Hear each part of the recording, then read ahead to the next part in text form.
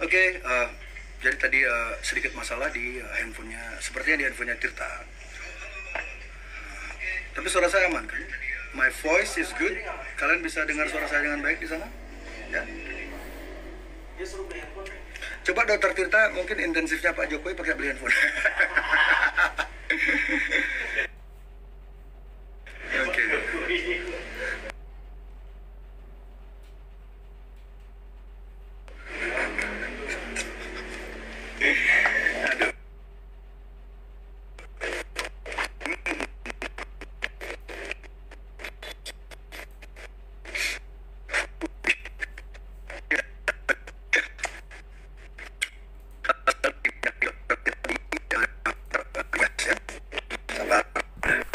Diskusi malam ini kita update lah. Jadi terakhir kali suaranya kecil. Tapi emang suaranya agak pecah. Oke.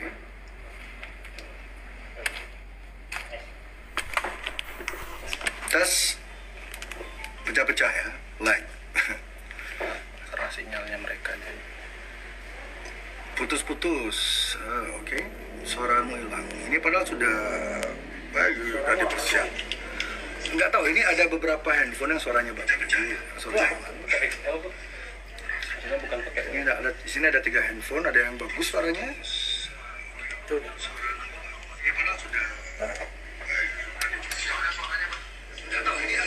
Oh ya.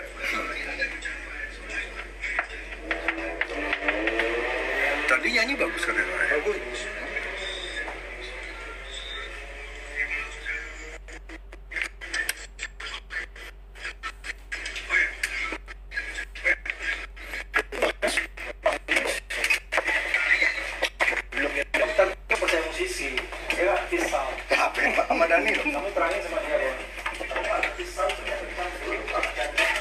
Oke, pada bagus. Kita matiin nanti. Apa? Komennya kita matiin aja nanti ya. Apa ya? Komennya. Ya, nanti Pas ngobrol. ketika kami debat nanti, ketika kami nanti diskusi, nanti komennya akan kami matikan ya. Jadi kalian bisa lebih fokus menyimak isi pembicaraan. Karena ini topiknya tidak main-main.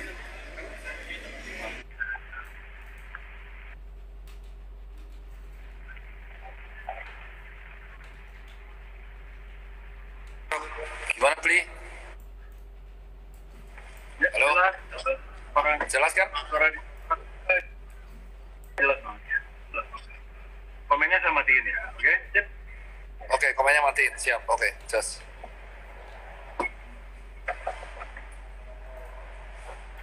Gimana? Aman nggak? Aman. Suaramu jelas kan, Pli? Jelas. Oke. Gimana?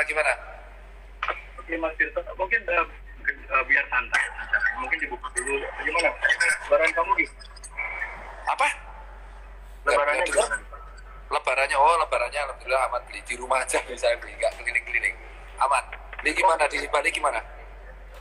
Di Bali ini tadi saya ke rumah mertua saya Muslim kan, lalu sempat bapak saya juga datang berkunjung ke rumah mertua, jadi saya udah cukup lama nggak ketemu sama ayah saya, jadi tadi kami sempat diskusi juga. Beliau politisi DPRD, jadi menarik. Ya intinya di Bali cenderung kondusif, aman. Dan Tapi nggak rame-rame berarti ya? Jalanan nanti nggak rame, Pli, Bali? Dibilang sepi, ya, dibilang ramai juga. Oh ya biasa aja berarti ya, Pli?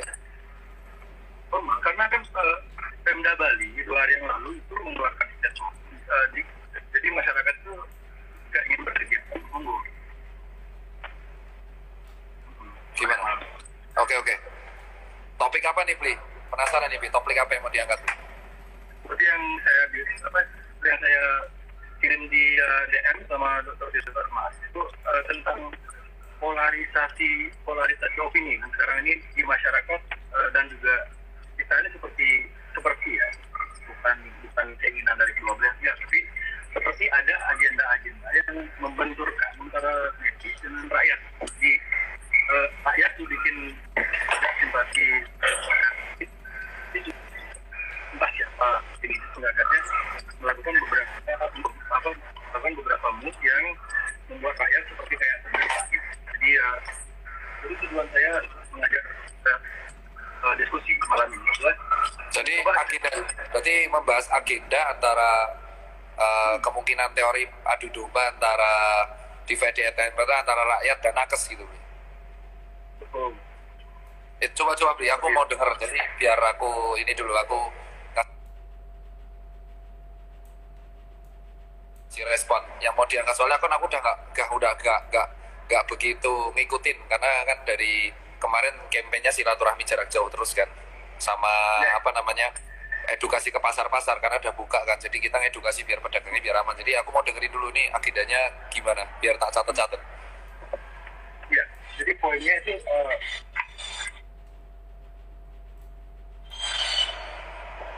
ada beberapa statement dari nakes yang seperti mungkin dipelintir sama media atau diglorifikasi oleh para pengguna media secara berlebihan, diglorifikasi.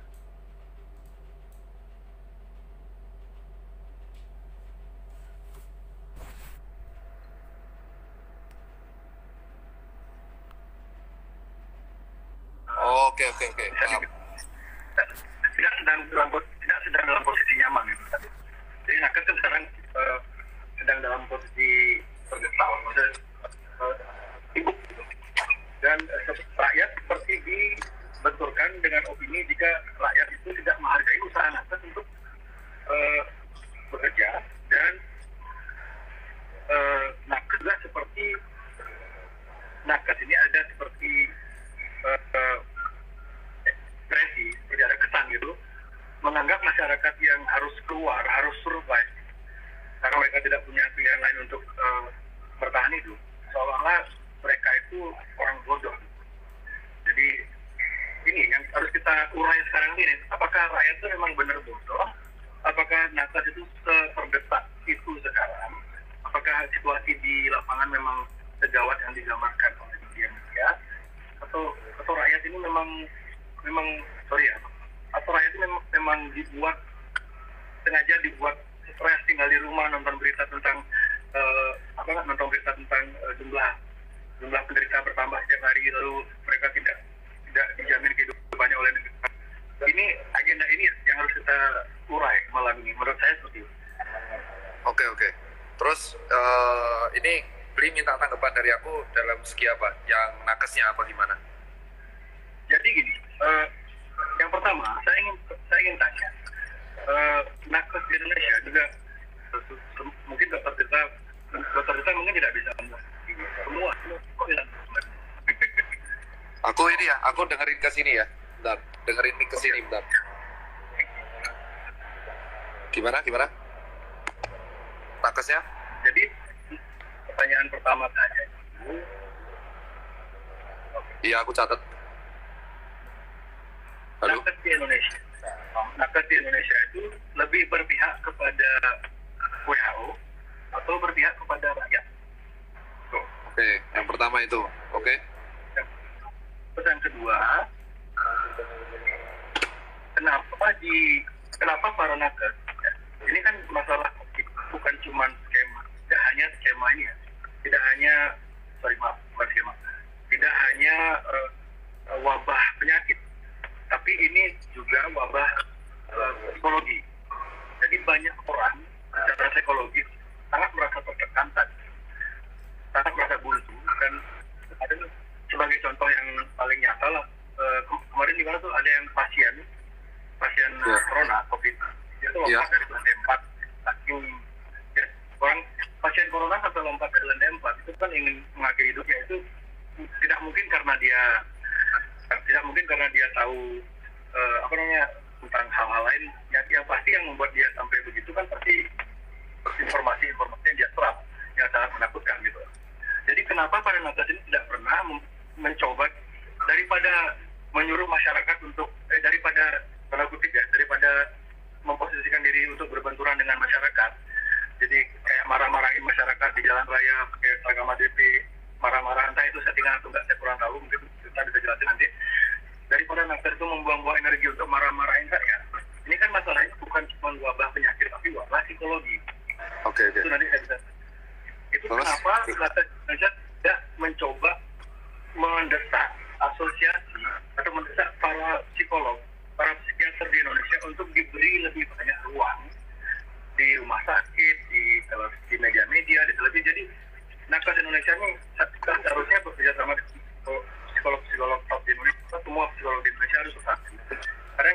ini menurut saya yang kita hadapi ini bukan cuma wabah penyakit, tapi juga wabah psikologi, dan banyak orang yang justru menjadi lebih kondisi dia tuh yang sebenarnya sehat-sehat aja, tapi karena tidak boleh keluar, di rumah aja, setiap hari disuguhi berita-berita teror, akhirnya imunnya drop dan akhirnya jadi sakit gitu.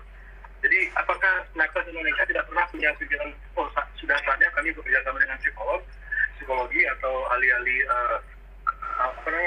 di luar yang selama ini kerja gitu, coba beri panggung pada mereka untuk mengedukasi masyarakat agar tidak cepat ketakutan, agar tidak cepat merasa menyerah, takut. Jadi 2 pertanyaan dulu ya. Oke. Terhadap WHO, dan juga kenapa psikolog, psikiater tidak diberi ruang sama sekali berbicara. Oke, suaraku jelas gak, Bli? Jelas. Oke, jadi thank you, Bli. Kalau yang pertama, nakes itu, ini ada beberapa ya. Jadi kalau nakes itu membela berdasarkan WHO atau rakyat. Kita di sini tuh bergerak berdasarkan sebuah standar yang sudah ditentukan oleh pemerintah melalui gugus tugas nasional, gugus tugas percepatan. Jadi kan mereka ada yang namanya staf ahli. Ya, staf ahli itu membuat sebuah standar penanganan COVID atau SOP. Karena kan COVID itu baru, Bli. Ini berdasarkan teori yang kita terima ya. Jadi SOP ini dibuat oleh staf ahli. Staf ahli ini tentu mengandalkan standarisasi yang sudah diberikan, tentu salah satunya WHO. Ya, salah satunya cuci tangan yang emang Bli juga ngelakuin itu gitu loh. Jadi kalau misalkan kita membenci WHO, tetapi salah satu standar WHO yang kita lakukan setiap hari itu adalah cuci tangan. Nah, itu yang dan salah satunya juga masker. Nah, nanti dari WHO nanti ditemukan dengan standar-standar jurnal yang lain, dikompilasi oleh tim ahli. Tim ahli ini nanti discuss dengan Kemenkes, discuss dengan jajaran terkait, yang akhirnya dikeluarkan statement dari gugus tugas percepatan untuk diikuti oleh kita karena baru. Terus untuk pendapat yang kedua soal psikolog itu sudah, Bli. Jadi sekarang tiap ada namanya nomor 119 dan 117 dan 119 dan 118 dan 117. 119 dan 117.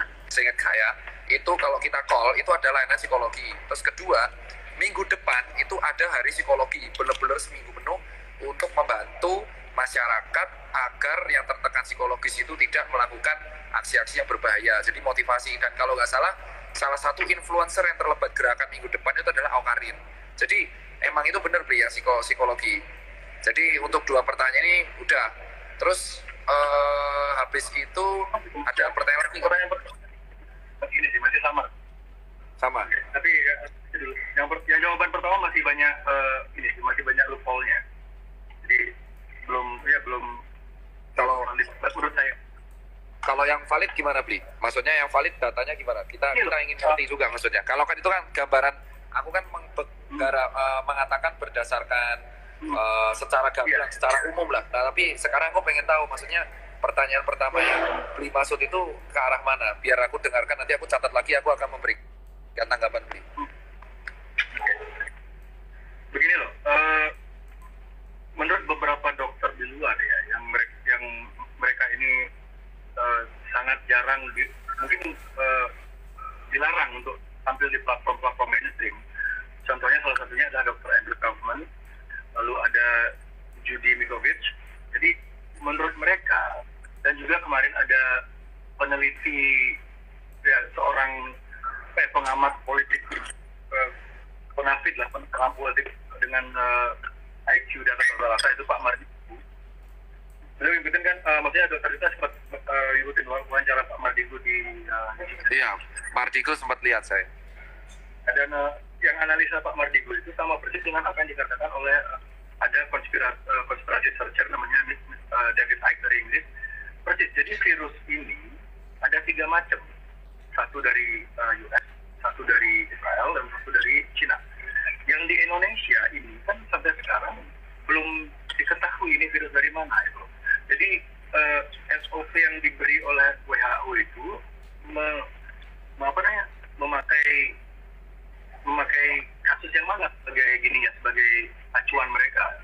Karena kalau misalnya virusnya tapi metode pengetesannya itu sebagai Kaufman. saya ingin tanya ini itulah WHO kan mengontrol SOP di Indonesia. Apakah WHO tahu virus yang di Indonesia ini yang mana? Yang A, B, C? Oke, jadi kalau yang setahu saya kemarin saya sempat discuss untuk seed virus yang di Indonesia dari 3 sampel yang diamati itu ternyata ya, itu perjalanannya hampir semua sebagian besar dari China. Ya, dari data dari hampir semua dari China karena penyebarannya itu lewat satu ABK, kapal, travel, pariwisata dan kawan-kawan. Terus untuk standarisasi, jadi ini kan saya langsungnya dari Wisma Atlet, jadi mungkin beli langsung bisa discuss, ini kan silaturahmi, jadi semakin lebih enak kalau misalkan ada second opinion dokter kan kayak gitu. Jadi opini pertama saya kan emang mengikuti standar, dan opini kedua emang standar yang digunakan itu emang global kalau dari mereka, dari WHO ya. Tapi kalau kami sendiri seatnya itu, kalau seatnya itu yang kita lakukan adalah seatnya dari Cina setahu kami ya, karena emang dari penelitian berdasarkan pariwisata kemarin. Nah, untuk soal penanganan pasien mungkin beli langsung bisa tanyakan ini ke Dr. Zul. Dia adalah garda depan di tower 7. Monggo Pak. Ya, halo Pak Jo. Dr. Zul. Selamat malam Pak Jo. Selamat malam. Dideketin aja. Selamat malam Bang. Di Wisma Atlet. Gimana, Bang? Mengabarkan Di telinga aja. situasi paling update bagaimana sekarang situasi di sana? Apakah banyak yang sembuh atau makin banyak yang parah atau gimana? Silakan. Oke, untuk informasi terupdate di Wisma Atlet Bang, itu semua pasien hampir belum ada pasien yang meninggal untuk di Wisma Atlet. Itu yang pertama. Yang kedua, jumlah peningkatan pasien itu memang masuk banyak klaster dari luar Bang. Terutama dari Jakarta ya? Bukan dari Jakarta. Bukan dari Jakarta. Bukan dari Ini yang Jakarta. perlu kita klarifikasi. Yang masuk ke Wisma Atlet. Yang masuk ke Wisma Atlet itu yang dari luar negeri, kemudian yang dari ABK, itu semua kita tampung di Wisma Atlet. Tujuan untuk kita tampung di Wisma Atlet adalah dia dari bandara langsung dimasukkan ke Wisma Atlet untuk mencegah rantainya ini menyebar di Jakarta. Iya. Dokter Tirta. Seperti itu, Bro. Jadi yang luar kota, Yang luar pulau. Tadi saya juga dapat DM dari beberapa. Tadi juga saya dapat direct message ya dari perawat dan relawan di Wisma Atlet. Ya. Tapi mereka tidak mau identitasnya di. Iya, hampir sama dengan temannya Bro. Jadi di Wisma Atlet tidak seserem yang diberitakan media-media. Iya, banyak betul. Coba kita ceritakan ini. Jadi Itu benar. Jadi kita ceritakan ini. Kalau dari saya secara video itu di Wisma Atlet ini kita confirm ya. Setahu kami kamar-kamarnya itu makanannya enak. Makanannya enak Kayak apartemen. Terus dapat wifi, makanan 3 kali hari, snack, ada yoga, ada fasilitas karaoke, pengajaran senam, kemudian pijit-pijitnya ada. Nah, coba ceritakan. Ya, Bro, kami ingin sampaikan bahwa Wisma Atlet tidak seserem yang beredar di media sosial. Pasien-pasiennya semua enjoy, itu yang pertama. Yang kedua, semua pasien terlayani dan terfasilitasi dengan fasilitas yang ada. Dokternya Jadi, dokternya enjoy, kita enjoy. Kita dibantu dengan gerakan-gerakan relawan untuk menghibur kita supaya beban psikis itu bukan hanya dirasakan sama pasien, tekanan psikis pun itu kita dari para dokter itu dibantu dengan gerakan-gerakan relawan dari Dokter Tita dan kawan-kawan itu mampu menghibur kami. Nah, yang kami sesalkan ini sama warga negara Indonesia itu adalah kenapa kami mau berjuang di sini untuk taat dengan aturan di sini, yang misalkan mata rantainya ini mampu kita putus, kenapa masih banyak masyarakat yang di luar itu yang mengatakan bahwa ini adalah konspirasi, kan seperti itu, Bro? Konspirasi, konteks konspirasinya itu di mana? Itu kan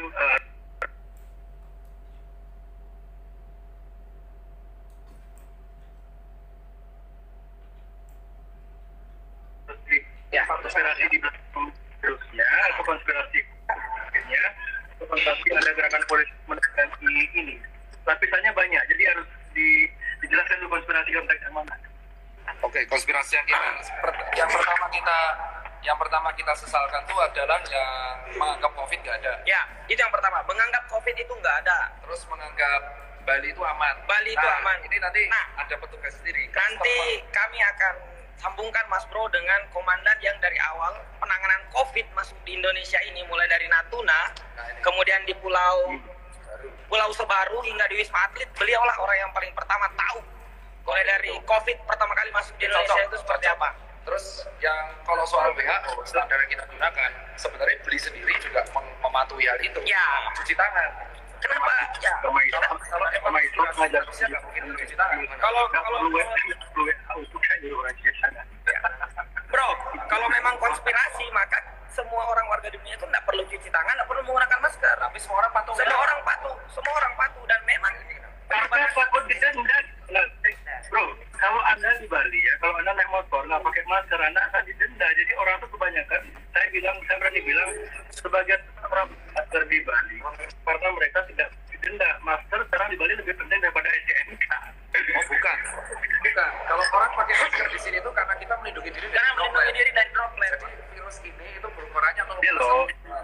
Nah, sementara masker ini berukurannya 16 mikron. Nah, tapi dia di dalam droplet. Jadi harapannya kalau orang itu batuk, dropletnya nyangkut di dalam masker. nyangkut di dalam masker nggak akan keluar. Itu harapannya.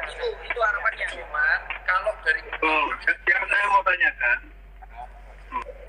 mau tanyakan, Dok, kenapa kenapa hasil riset Dr. Blaylock dari Amerika, ada seorang dokter, dia seorang dokter yang punya sejarah mengobati kanker tanpa kemoterapi. Jadi dia tuh suka melakukan metode-metode yang lebih ramah pasien. Jadi menurut riset dia, tadi cari di website dia, Dr. Blaylock, itu justru penggunaan masker berlebihan pada orang-orang yang tidak sakit itu justru bisa melemahkan imun dan membuat orang menjadi sakit. Gitu. Informasi yang tidak seimbang begini, maksudnya jika media massa itu kan seharusnya berilah masyarakat informasi dari kedua kubu. Jadi bro. Ini salah sih. Jadi gini, kalau yang namanya sebuah ilmu itu dinamis. Jadi untuk soal yang kebijakan WHO yang masker awal mula memang masker itu buat orang sehat. Orang sakit nggak perlu pakai masker, itu awal mulanya. Tetapi ada penelitian dari sebuah negara yaitu di Cekoslovakia. Pada waktu itu penelitian di Ceko itu menggunakan sama di negara Hong Kong. Yuk kita kasih aja maskernya, kita coba karena ini baru nih. Kalau misalkan dari dulu penyakitnya itu selalu ada, itu yang masker. Jadi di Ceko ini nyobalah semua pakai masker, tapi maskernya kain yang buat sendiri. Terus nah habis itu di Hong Kong juga pakai. Ternyata tingkat infeksinya itu menurun. Nah Hong Kong akhirnya lolos, Ceko lolos. Nah itu akhirnya diadaptasikan sama WHO dan akhirnya WHO mengubah kebijakan semua orang pakai masker, tetapi maskernya masker kain.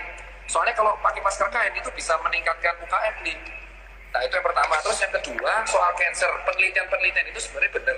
Cuman kalau di dalam kedokteran contoh di dalam kedokteran itu ada tingkatannya. Ada yang namanya uji coba dulu penelitian, terus habis itu uji coba di hewan. Kalau hewan masih lanjut lulus, berarti kita akan lanjut lagi di manusia. Nggak boleh langsung tiba-tiba bagus langsung manusia, nggak boleh beli. Terus soal vaksin itu lama prosesnya. Indonesia punya di Edsman Institute. Indonesia itu punya sendiri lembaga yang membuat vaksin sendiri. Itu memang ada, yaitu Edsman.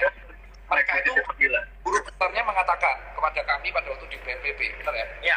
Itu mengatakan proses membuat vaksin itu lama banget. Pertama dia harus ngecek dulu. Setelah ngecek nanti dia akan yang namanya itu ini kalau tadi bicara masalah masker, vaksin besar aja belakangan. Kalau masalah masker mungkin argumen dari Tirta dan kawan tadi, masalah masker saya akan percaya. Kalau masker itu bisa benar-benar mencegah COVID, saya akan percaya 100%. Kalau Bill Gates mulai memakai masker, kalau Donald Trump mulai memakai masker, karena mereka berdua itu setiap hari meeting sama banyak orang. Mereka tuh nggak mungkin nggak ketemu orang, dan mereka tuh sering ketemu orang. Kenapa mereka di media-media satupun nggak ada foto Bill Gates atau Donald Trump memakai masker? Jadi mungkin masalah masker itu kita masih ya, karena banyak penelitian dari dunia dari dokter lain yang tidak di bawah narasi WHO. Mereka tuh punya mengungkapkan jika penggunaan masker yang terlalu berlebihan supaya sehat itu akan membuat orang menjadi sakit. Dan juga penelitian yang lain adalah ketika orang terlalu banyak di rumah tanpa kena vitamin D, itu akan membuat orang lain. Jadi ini apakah narasi dari WHO ini perbedaan dari para dokter Indonesia? Jika narasi dari WHO sengaja didesain membuat malah menjadi sakit gitu. Orang yang kalau tidak perlu. Kalau memang data sakit itu harus ada data free. Soalnya kalau dari data yang kita terima, ya kan, kalau emang yang masker kayak gini tuh, kalau kita pakai 2 hari ya pasti sakit beli, karena masker kayak gini tuh maksimal dipakai 8 jam, 9 jam terus kita buang. Kalau masker kain itu dipakai sekitar dari pagi sampai sore, terus dicuci kembali lagi. Gitu. Emang kalau kita pakai selama masker yang sama 1 bulan ya masih sakit beli. Cuman yang dari sini kita bilang adalah, emang penggunaan masker ini dari apa? Flu Spanyol pertama kali dari 100 tahun lalu. Flu Spanyol menyerang seluruh dunia, di Jawa pun sampai kena. Pada waktu itu ternyata protokolnya adalah menjauhi kerumunan. Dari dulu menjauhi kerumunan, menggunakan masker. Pada waktu itu masker yang biasa, masker kain malahan ya, terus sama cuci tangan. Jadi cuci tangan itu sebenarnya sudah ditemukan dari zaman tahun 1000 dari berapa itu, sebelum WHO lahir malah. WHO lahir kan perang dunia kan. Perang dunia. Jadi kalau kita bantah Flu Spanyol itu bukti bahwa kita emang efektif. Itu untuk data yang masker nih. Terus untuk yang pasien psikologis, di sini ada nggak terapi psikologis? Ada. Nah, kita terangkan. Dokter, kenapa? Dokter, yang masalah masker belum beres ini. Apa? Ini dia masker. Oh, masker. Belum beres. Kita mau tanya ini, memang pengguna. Saya cuma herannya masalah masker ini, kenapa media kenapa seperti ada apa sih gininya tuh apa? Kenapa ketika ada dokter hasil penelitian yang mengeluarkan masker bisa memperparah orang yang tidak sakit jadi sakit, dan itu nggak ada risetnya. Kenapa tidak ada media di Indonesia yang mengangkat itu? Jadi biarkan masyarakat yang menilai sendiri. Dan yang kedua, korban TBC itu jauh lebih tinggi. Jadi TBC jauh lebih banyak jumlah korbannya daripada COVID kan. Dan itu jelas-jelas 100% terbukti airborne. Kenapa adanya TBC? Kenapa pemerintah tidak memaksa orang-orang untuk pakai masker? Kenapa baru sekarang ini setelah COVID? Sementara yang jauh lebih berbahaya jelas-jelas TBC yang fatality-nya ya. Kalau COVID fatality COVID 91 berapa ya, di bawah 1% fatality COVID untuk orang yang normal ya, bukan orang yang lansia dan sakit. Ini TBC ini bisa membunuh orang persentase tinggi. Kenapa nggak dari dulu pemerintah memaksa kita memakai masker? Kenapa baru sekarang gitu? Oke, kita ini jawab nih. Jadi di zaman dulu, tuberkulosis itu kan penyebaran lewat airborne. Tetapi kan dia ukurannya kan lebih gede daripada virus COVID. Virus COVID itu ukurannya 0,12 mikron. Nah, pada waktu itu TBC sudah ditemukan dan akhirnya ditemukan vaksinnya BCG. Untuk memproteksinya, dalam penelitian yang sudah dirilis oleh jurnal, itu emang ternyata maskernya lebih bagus untuk dipakai orang yang sakit. Satu. Dan di TBC itu protokol yang paling penting adalah tidak boleh mencampur peralatan makan dengan yang lain. Dari dulu TBC emang serem beli. Saya soalnya korban TBC, 8-6 bulan pengobatan gagal, 2 bulan pengobatan saya berhasil. Jadi saya survival TBC dan saya mengalami hal itu. Nah, jadi TBC kenapa dianggap nggak serem itu? Karena media tidak meluap TBC. Emang itu yang meluap TBC rata-rata jurnal kesehatan dan orang-orang Dinkes gitu loh. Jadi kalau saya bilang ada satu yang saya setuju dari BRI adalah emang media tidak menyoroti TBC dari dulu. Tapi kami kalau para dokter selalu kalau di puskesmas selalu ada namanya poli TBC. Poli TBC itu selalu diobati dan obatnya generik, ditanggung BPJS dan gratis kalau misalkan di apa-apain itu materi kita dari kuliah.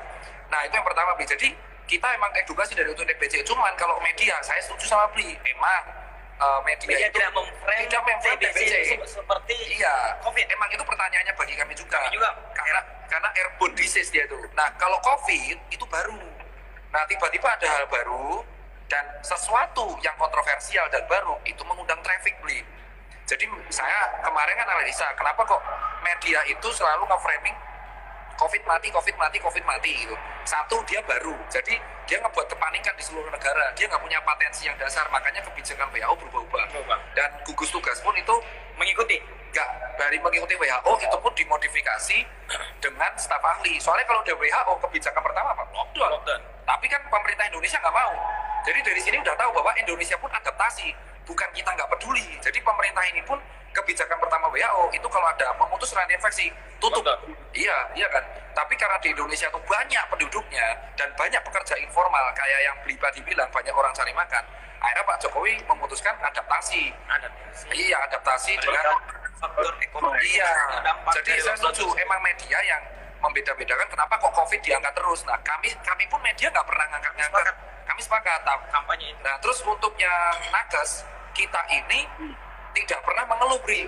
Jadi kami nggak tahu kalau ada yang yang kemarin di jalan-jalan itu ya, yang pakai hazmat di jalanan itu bukan kami, bukan nakes itu framing itu Bli. Itu kita mau nanya itu sebenarnya dari mana itu orang-orang yang di jalan raya pakai ADT itu mereka dapat ADT. Soalnya kami ini terlalu sibuk benar. Jadi gini, ini kalau Bli mau tahu langsung nih, ini kan kita curhat di silaturahmi ya. Kita di sini kan argumen. Jadi kemarin sempat nyebar ada kayak seolah-olah tenaga medis menyerah dan seolah-olah ada orang di jalanan teriak. Nah, hashtag Indonesia terserah itu bukan kami menyerah Bli, salah sambung Bli. Kita tuh terserah ini orang yang pertama kali itu teman-teman saya. Terserah di sini tuh maksudnya kami yang penting berbuat baik. Kami berbuat baik.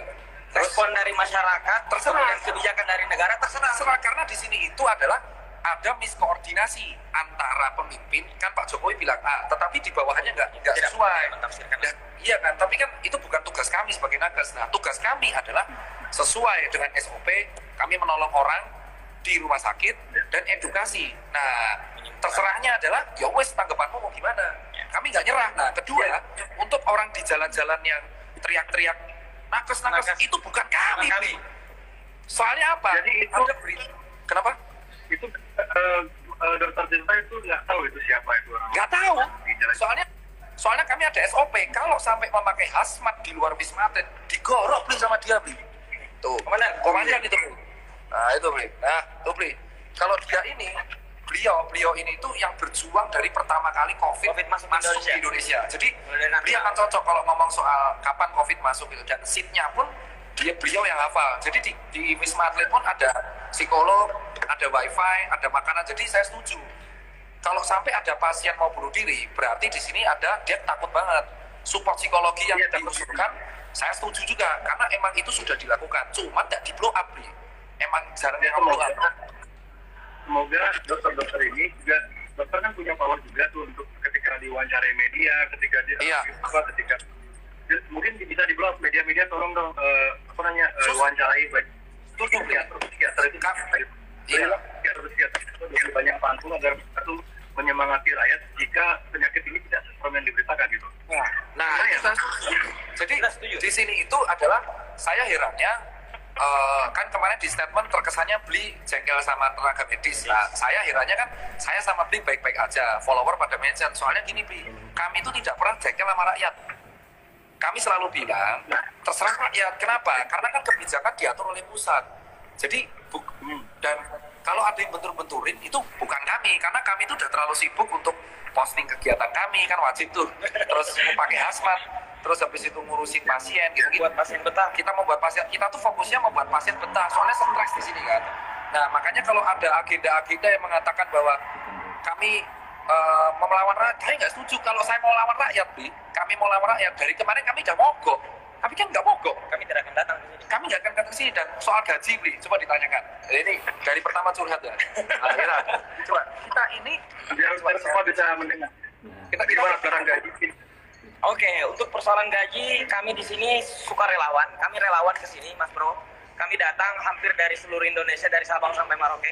Dokter-dokternya itu sampai minggu ini itu ada sekitar 168 orang yang bergabung di sini, berjuang di sini untuk bagaimana caranya kami bisa memutus mata rantai COVID ini. Dan kami sama sekali datang ke sini tidak menanyakan gaji, Kami tidak menanyakan gaji. Jadi kalau ada isu yang pertama kali mengatakan bahwa dokter ke sini untuk cari duit, salah. Itu salah. Karena kita pun nggak mikir gaji. Kami ke sini tiket sendiri. Satu. Itu yang pertama, kami harus meninggalkan pekerjaan di utama kami di daerah masing-masing. Sudah lumayan padahal gaji yang di tempat kami kerja sebelumnya. Akan kami masuk begini, kami bergabung di sini di Wisma Atlet ingin menyampaikan bahwa kami punya tanggung jawab kemanusiaan untuk memutus mata rantai ini. Itu Bli. Jadi kalau ada isu Bli yang kita bayaran itu dah hoax. Itu tidak ada hoax sama sekali. Kita nggak pernah, tidak pernah kami ke sini. Kalau kita diagnosa COVID kita nggak bayar. Jadi misalkan ada isu. Jadi kalau kenapa? Anda berdua bilang dokter-dokter tidak ada yang digaji, tidak ada yang mendapat insentif ketika insentifnya pun ada, tapi besarannya insentifnya ada. Pemerintah akan siapkan untuk insentif, tapi belum keluar. Kita belum keluar dan kita menghargai karena mereka lagi emang fokus di rakyat. Konteks yang dipertanyakan oleh rakyat kebanyakan kan dokter-dokter terkesan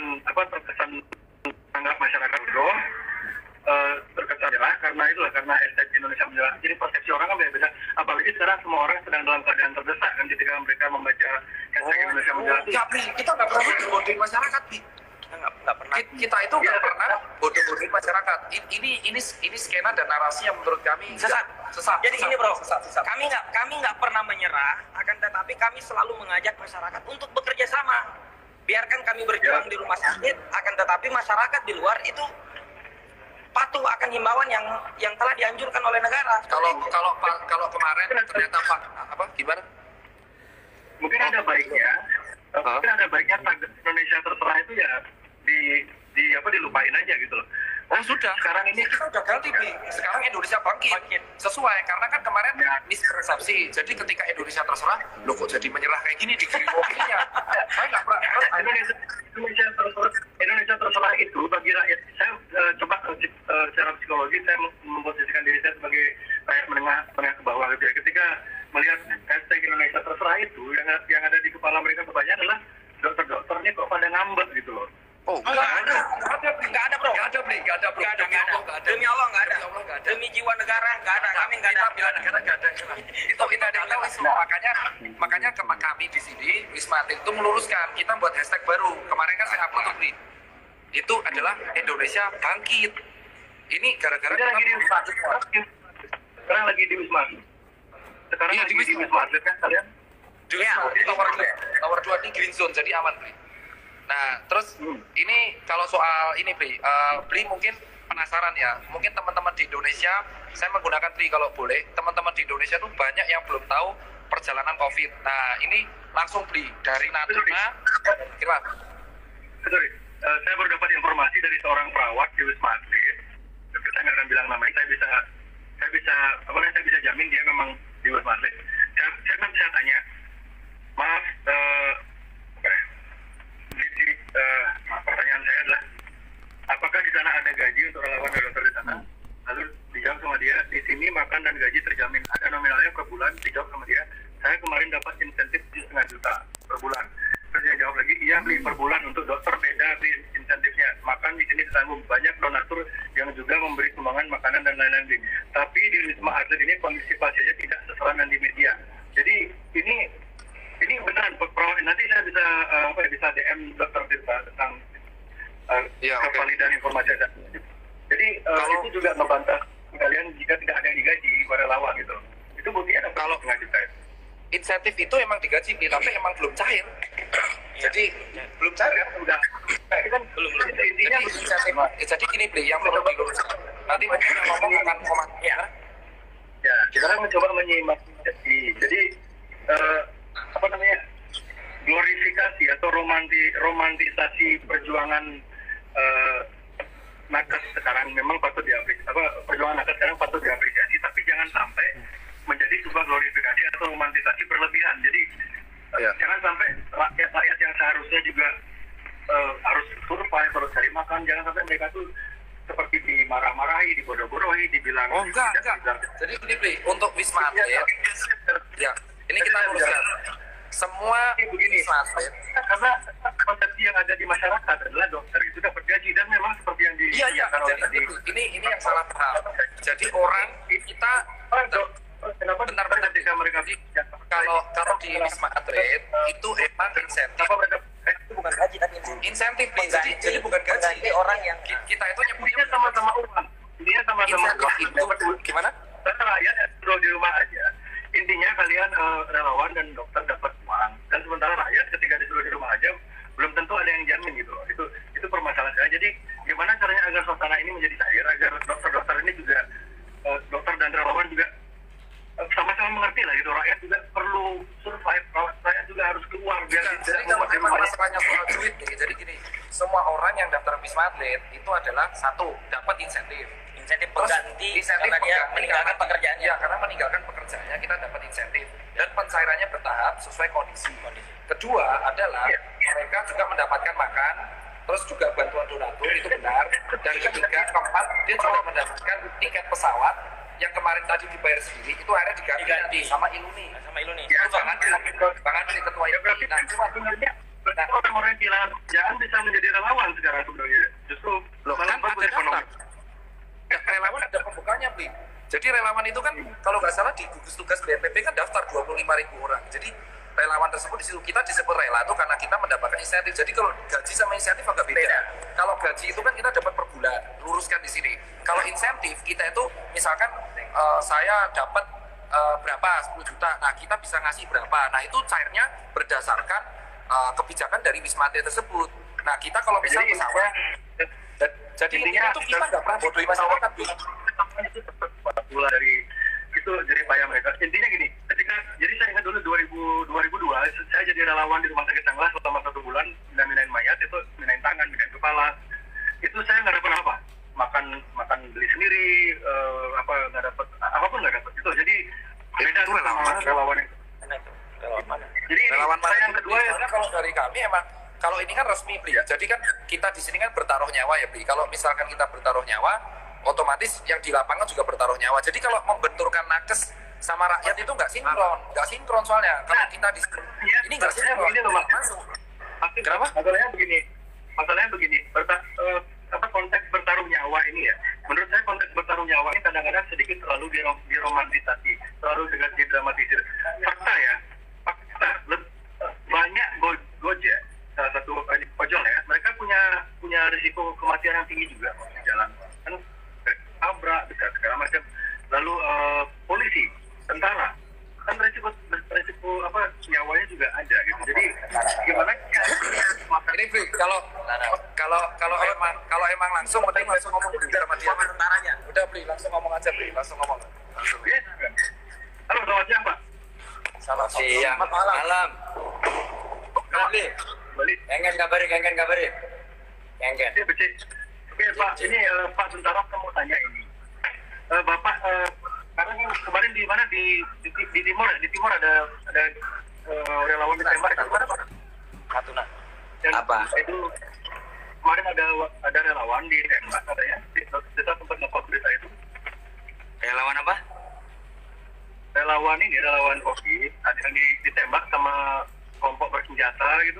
Dokter Tirta sempat nge-post 2 yang lalu di Instagramnya. kok ngaring situ.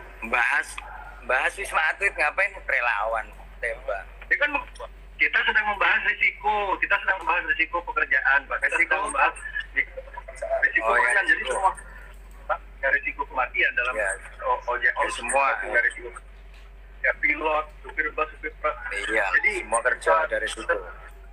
relawan yang meninggal di mana di Timur ya ditembak bisa dibilang Bapak kita Bayar cek jadi biar pakar aja.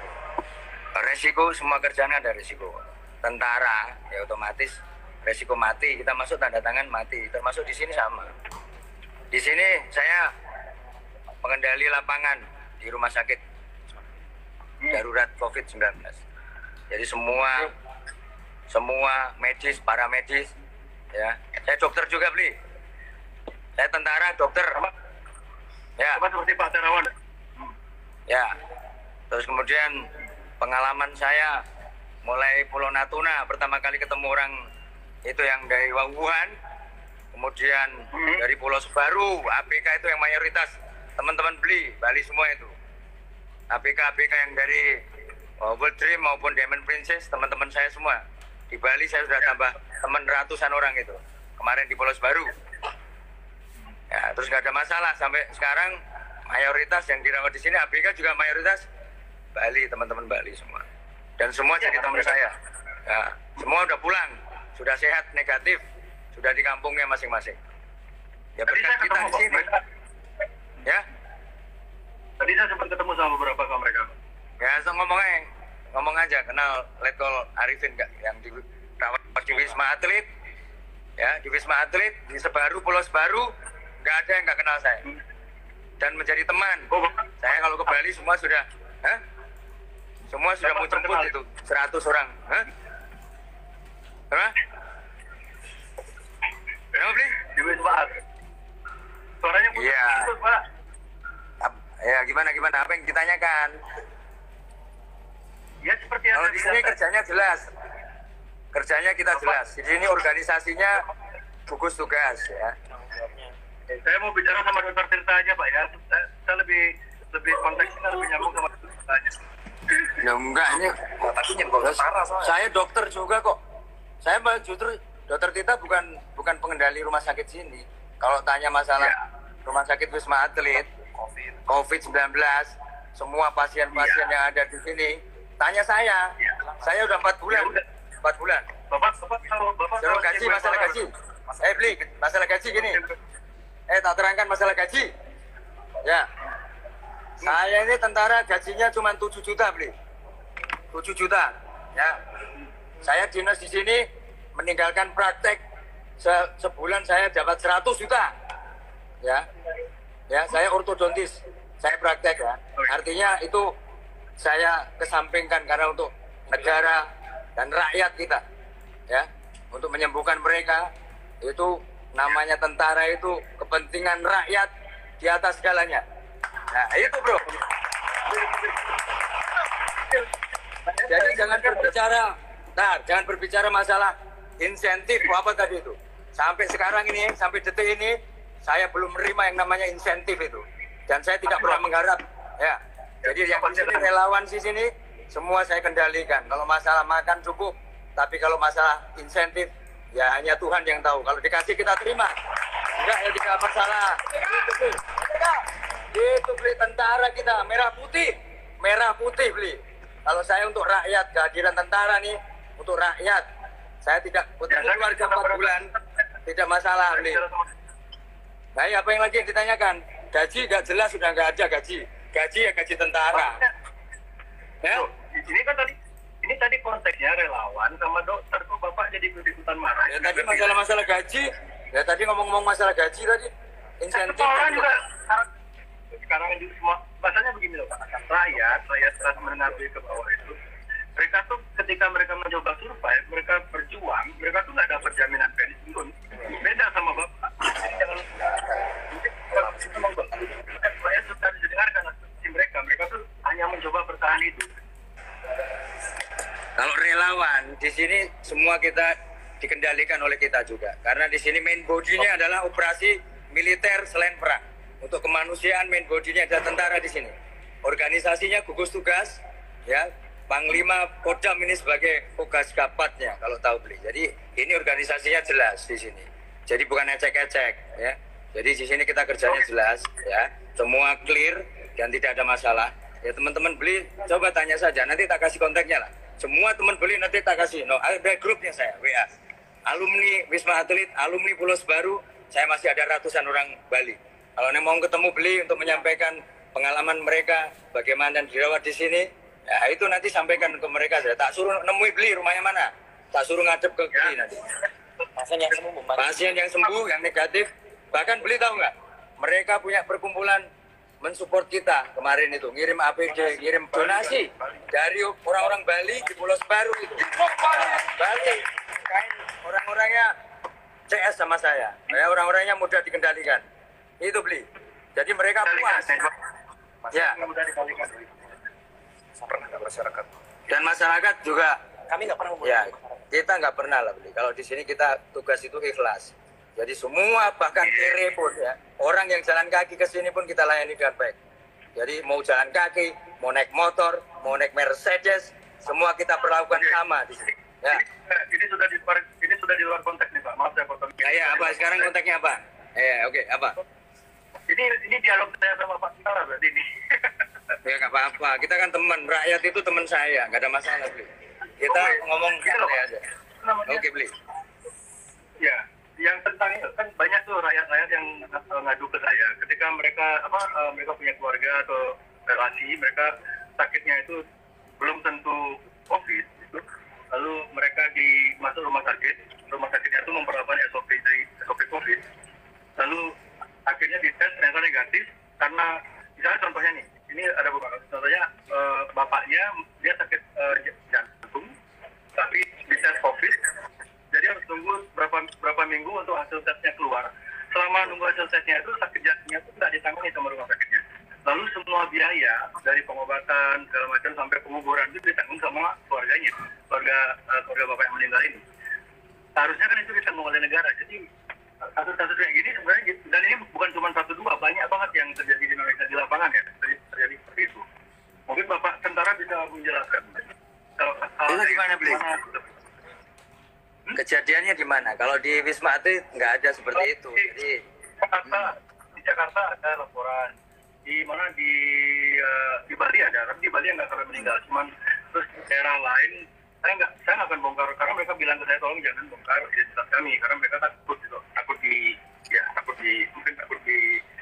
dipelintir oleh media segala macam. Cuman sekarang kan media bagus dipelintir gitu Pak. aslinya gini, Beli. Kalau pemerintah yang berhubungan dengan COVID-19, yang khusus dengan COVID-19, itu memang semua dibiayai oleh negara, Beli. Jadi termasuk di Wisma Atlet ataupun di rumah sakit umum daerah, ya, itu dibiayai oleh negara. Kemudian harusnya sampai penguburannya, ya, semua itu dibiayai oleh negara. Nggak ada masalah itu, artinya ambulan diantar, kemudian sampai penguburan, itu dibiayai oleh negara, sampai penguburan pun. Tetapi kalau memang mungkin, ya ada yang mungkin laporan itu kan laporan harus jelas. Laporan itu harus jelas siapa, terus kemudian bisa ditindaklanjuti. Kalau memang ada rumah sakit yang melantarkan, artinya ke pasien yang meninggal kemudian mereka tidak difasilitasi, ya itu ya rumah sakitnya termasuk salah kan gitu. Karena memang ya COVID-19 ini memang karena ini pandemi ya, jadi negara ini sudah mengeluarkan ya uang banyak lah untuk rakyat, dan itu adalah gratis, sama dengan sisi ini mereka datang hanya modal KTP ya. Jadi jika saya masih terus harus dialog sama Pak Tentara, saya akan nekat aja karena saya tujuan saya ini dialog sama Dokter Tirta. Tapi sepertinya Dokter Tirta kurang bisa mengimbangi jawaban-jawaban saya, dia cari backing. Oke lah. Oh ya enggak. Bukan, Bri. Bukan enggak gimana, soalnya tadi kan urusan gaji. Kalau gaji sama bawa tentara. Nah, kalau bawa gaji itu bukan kompetensi dari saya, Bri. Itu kompetensi komando lapangan. Nanti saya disekak, Bri. Soalnya saya nggak dapet. Kalau kan relawan. Kalau yang ngajuin resmi, yang itu nggak ngegas, Bri. Jadi Letkol Arifin tuh emang logatnya seperti itu, Bri. Jadi mohon maaf ya. Jadi kalau ini saya klarifikasi. Iya, saya klarifikasi bentar. Kalau saya klarifikasi, kalau berkaitan dengan gaji atau insentif, itu saya langsung melemparkan ke komando lapangan yang emang mengendalikan semuanya, tahu semua. Jadi kalau insentif dan kawan-kawan itu udah ada kebijakan dari atasan-atasan. Untuk pencairan ya yang tahu atasan-atasan. Kita mah yang penting kerja doang, bener nggak dong? Nah kalau soal relawan yang lain, kayak relawan dari OKP, relawan saya kayak saya gini, saya sih udah ikhlas-ikhlas saja. Kita menghimbau bekerja sama. Jadi kita di sini tuh kita gesernya bukan insentif. Jadi gini, kita di sini tuh kecewa. Kecewanya adalah kenapa kok dibenturin orang-orang yang nggak dapat uang di jalanan sama kita. Nah, kita di sini tuh nggak masalah soal uang gitu loh. Jadi kenapa kok yang di jalanan ojol-ojol kayak seolah-olah bilang dokter dapat gaji, resikonya sama. Kenapa kok kami di rumah aja kami nggak dapat gaji, kami pengen keadilan loh. Kami nggak pernah ngangkat soal uang dari kemarin. Saya bingung isu itu keluar dari mana. Makanya di sini kita luruskan. Luruskannya adalah satu, tidak ada disebut insentif dan gaji berbeda. Nah, insentif itu khusus Wisma Atlet diatur oleh kementerian-kementerian yang ini kan banyak kementerian di Wisma Atlet. Ada Kemenkes, ada PMK, terus banyak banget nih, dan itu untuk penggajian urusan mereka. Satu. Kedua, relawan lain kayak saya ikhlas. Bodoh amat saya dikasih apa enggak, karena saya gugus tugas relawan. Kalau mereka kan banyak banget. Nah, untuk soal penggajian yang tahu ya Pak Arifin dan atasan. Cuman kecewanya kita adalah stop media membandingkan kami dengan rakyat. Beda itu soalnya. Kita tidak pernah ngangkat sedikit pun. Nah itu Bro, malam ini kan itu jadi bagaimana? Iya, geser aja. Perjuangan Ya, jadi perjuangan tapi jangan sampai terlalu lebih. Iya, jadi intinya gini, sekarang kita geser ke topik lain. Soalnya kalau Wisma Atlet, kalau Wisma Atlet kita di sini itu selalu sesuai SOP, terus edukasi masyarakat. Kita nggak pernah menggerakkan yang namanya menyerah, nggak pernah sama sekali. Kita nggak pernah menolak pasien. Kita juga selalu pantang pulang sebelum kita tuh pantang pulang sebelum corona tumbang. Terus pasien selalu disupport psikolog. Ada hiburan, Beli. Jadi di sini ada hiburan outbound itu untuk relawan. Terus disupport banyak orang. Insentifnya ada kebijakan. Ya, jadi ini tuh gold standar. Nah, kita geser ke yang lain. Kebijakan masker tadi udah. Terus terus yang apa namanya, yang isu-isu yang di tengah jalan-jalanan yang demo, nggak pernah itu dokter demo, nggak pernah itu dokter demo, Berarti nggak pernah. Apa? Pihak yang itu berarti pihak yang mencoba mengericukan suatu situasi berarti ya, orang yang pakai pakaian ADP di jalan itu berarti itu dari pihak ketiga. Nggak ada. Jadi kalau ada orang yang pakai APD di jalan, semua orang bisa pakai APD beli. Soalnya sekarang semua orang jual APD. Murah beli APD. Berarti bisa dibilang itu mereka provokator lah itu ya. Betul, ini beli yang harusnya ya, protokol kesehatan itu tidak boleh mengizinkan pakai APD di luar selain rumah sakit dan vaskes. Red zone nggak boleh. Jadi kalau ada orang pakai APD ke pasar, pakai APD ke jalanan, itu salah dia, nggak boleh. Itu jelas provokator. Karena apa? Orang Wisma Atlet itu tidak kepikiran untuk ke arah itu. Kita tuh intinya adalah kalau bisa tower-tower itu kosong, kalau bisa, sehingga kalau tower kosong kita cepat pulang. Nah masalahnya towernya kan nambah dan kita ini nggak seseram. Jadi kalau kemarin ada narasi netizen ya, ada netizen yang mengatakan menghina-hina Wisma Atlet, ataupun ada netizen yang mengatakan Wisma Atlet bla bla bla, itu nggak benar. Tolong tanyakan ke kami, karena info-info yang beredar di masyarakat itu rata-rata salah fatal soal pandangan kami. Ini tuh tempat paling nyaman lah, kayak yang atlet-atlet bisa ditanyakan. Jadi setuju ya Bri, narasinya kita setuju bahwa kita emang dibenturkan. Naskes di sini tidak pernah sama sekali menyerah, membodong-bodongkan masyarakat, itu nggak pernah, nggak boleh Bri, melanggar sumpah. Pasien harus kita sumpah pertama, pasien harus kita layani dengan sepenuh hati. Dan jujur Bri, kita itu soal kebijakan pemerintah kayak A, B, C, D, E, Z, itu kita ngikut gitu loh. Jadi kalau misalkan ada yang PSBB ngumpul, itu nggak mungkin dokter yang bubarin Bri, nggak boleh. Kayak itu Bukan ranah kita tuh 4.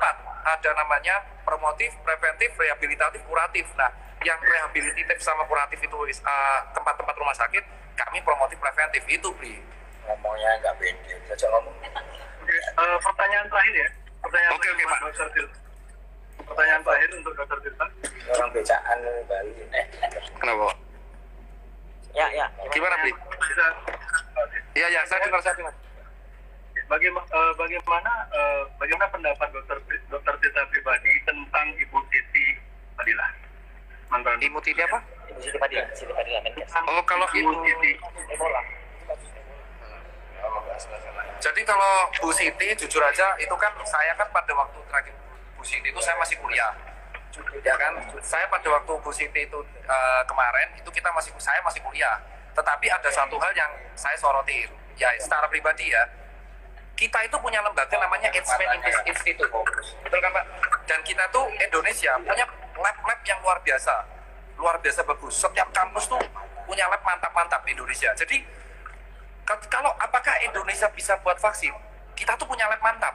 Cuman media tuh tidak datang ke lab biomol. Jadi vaksin itu dikembangkan oleh sebuah laboratorium bernama Laboratorium Biologi Molekuler. Nah, itu salah satunya Eijkman Institute. Dan Indonesia bisa, Pak. Makanya Eijkman ini butuh support dari kita. Tapi butuh waktu, butuh support. Karena duitnya mahal banget, emang. Cuman ya itu, media itu, ya yang angkat Eijkman itu sangat. Tirta setuju dengan solusi Ibu Siti jika Indonesia harus bikin vaksin sendiri ya? Tidak boleh. Iya, kalau bisa, soalnya kalau bisa ya buat sendiri gitu loh. Karena negara kan berdikari. Cuman kan buat vaksin tuh ada 3 kendala Bli, kalau saya bilang secara pribadi. Pertama adalah biaya. 1 biaya, kedua waktu, karena uji vaksin itu lama. Kenapa? Virus COVID itu shiftnya banyak. Ada yang dari Cina, ada yang dari mana, dan harus dites satu-satu. Nah, ini nanti dites, setelah dapat penelitian, dicek di hewan, lolos ke hewan, dicek nanti ke manusia, namanya randomized control trial, RCT. Nah, setelah itu lolos, masukin jurnal, itu prosesnya 2 tahun. Dan kalaupun lolos, setelah anggap aja let's say bertahun-tahun, itu harus izin dulu Bli. Setelah izin, boleh nggak kita ngejual di negara sendiri? Kalau boleh, baru kita produksi. Nah, kita 170 juta orang. Bayangin berapa lab yang dibutuhkan. Nah, makanya problemnya itu adalah sumber daya dan duit. Kalau emang ada orang-orang yang sanggup menyupport dan donasi Eijkman, nggak apa-apa. Ya, bagaimana kalau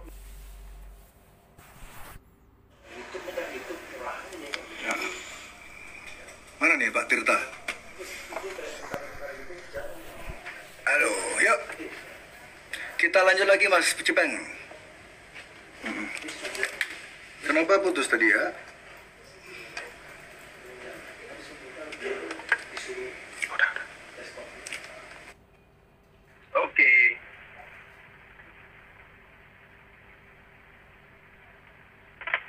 mati, Wi. Aman.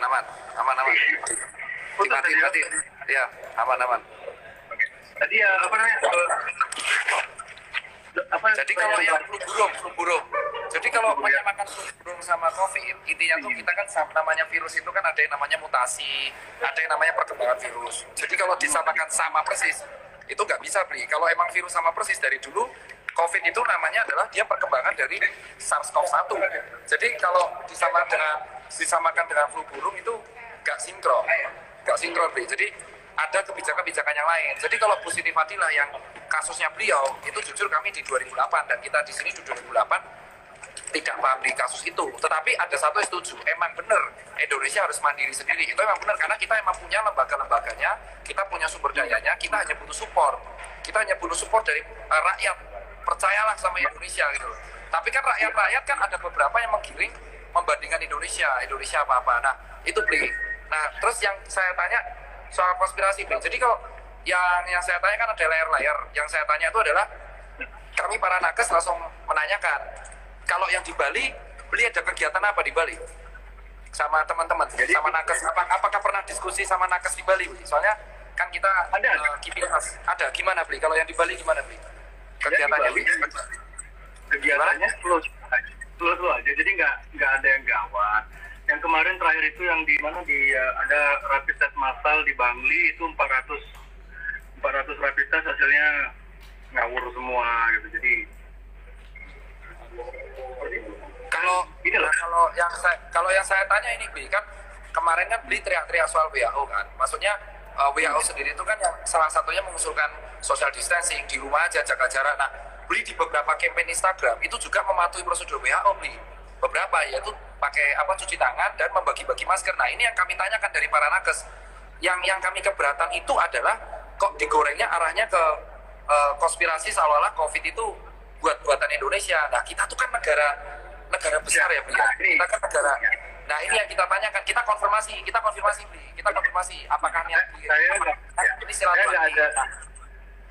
Saya nggak ada bilang COVID ini buatan Indonesia, itu jauh banget. Jadi yang saya maksud, konteks konspirasi yang saya maksud di COVID ini adalah dia, ini loh, jika kan saya mempelajari dari awal, ini kasusnya dari awal banget. Jadi orang yang paling pertama menekan WHO untuk mengeluarkan status pandemi itu adalah Bill Gates. Dan Bill Gates sejak tahun 2015 sudah investasi besar-besaran di vaksin. Dan dia di bulan Oktober 2019 dia membuat simulasi bagaimana cara jika dunia mengalami pandemi, bagaimana cara mengatasi. Simulasinya namanya Event 201, itu di Amerika 3 minggu sebelum status pandemi. Dan saat ini donatur terbesar di WHO setelah Amerika memotong donasinya 3 minggu, donatur tertinggi di WHO adalah Bill Gates. Yang di bawah Bill Gates itu ada Inggris, di bawah Inggris GAVI namanya. GAVI itu asosiasi korporasi vaksin dunia. Di GAVI ini pemegang modal tertingginya adalah Bill Gates. Jadi saya hanya mencoba, saya nggak bilang terima kasih Indonesia atau Indonesia membuat virus, enggak. Saya cuma bilang konspirasi ini adalah terlalu banyak kebetulan yang ini loh, kok orang ini bisa ngeramal sedemikian orang sangat ramalannya, lalu dia investasi besar-besaran di vaksin segala macam, lalu membicarakannya secara terbuka di publik, ini akan terjadi, ini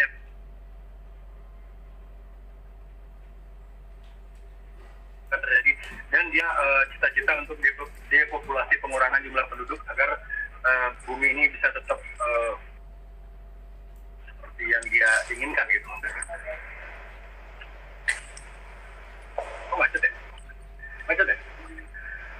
Lobet kayaknya, Bi, bateraimu, Bi.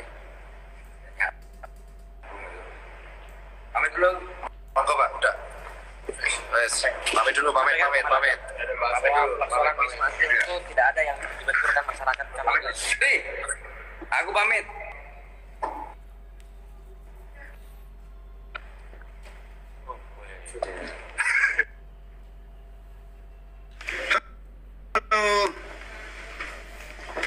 Kepotong-potong terus ya. Ini pakai apa? Excel?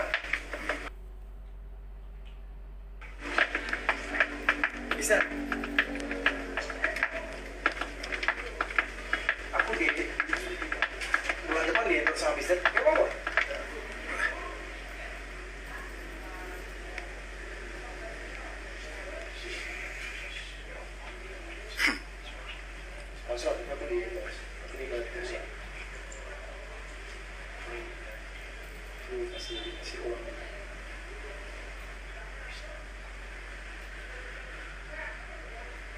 Ada dia. Cara tadi itu gila loh. Sinting. Semua saya kontrol.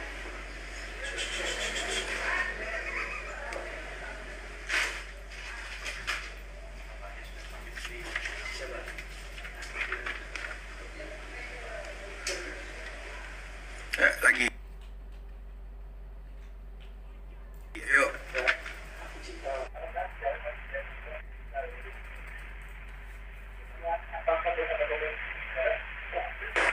Mantu terus ya, Bi? Sinyalmu aman kan, Bi? Sinyal aman, sinyal.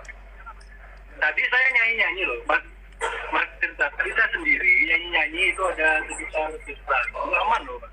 Pasang lah tadi sebelum saya live sama sampai hari ini. Oke, tadi ya, saya masuk konspirasi itu saya nggak melakukan bilang kawan enggak. Jadi saya itu merasa akan juga banyak negara sedangkan dikerjain gitu loh sama kekuatan elit global ini yang jadi apa namanya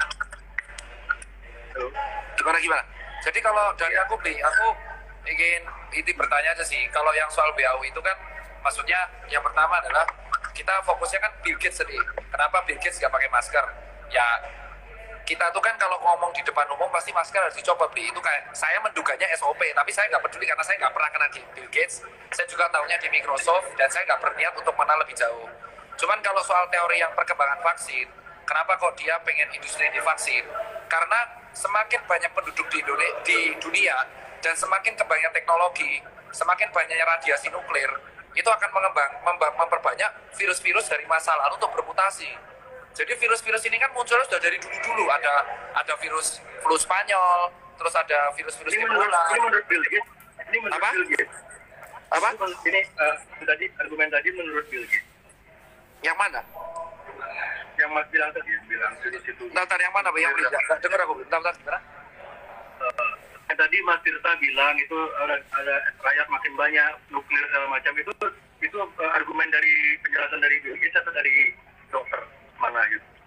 Kalau dari kami sendiri sih timbulnya virus-virus banyak itu kan emang dari penelitian nih. Jadi virus yang semakin muncul itu dikarenakan emang satu teknologi kayak pabrik yang banyak, lalu interaksi yang banyak, migrasi orang, migrasi people sama jumlah penduduk dan mutasi sama gaya hidup. Jadi itu berkembang terus. Nah makanya saya berpendapatnya itu kemungkinan besar itu dikarenakan adanya hal itu, Bli. Jadi itu. Tapi kalau soal Bill Gates sendiri, saya jujur nggak mengenal atau apapun. Tapi yang jelas Indonesia memang punya X-Men dan kita harus support. Itu, Bli. Iya. Tapi Lalu bagaimana dengan Kenapa? Dokter Tirta pernah dengar nama Dokter Anthony Fauci? Dokter Anthony Ya. Fauci apa sih? Bli, dokter penyakit dalam Ya. apa? Ya, dia itu ketua, jadi kepala penanganan virus atau wabah di Amerika.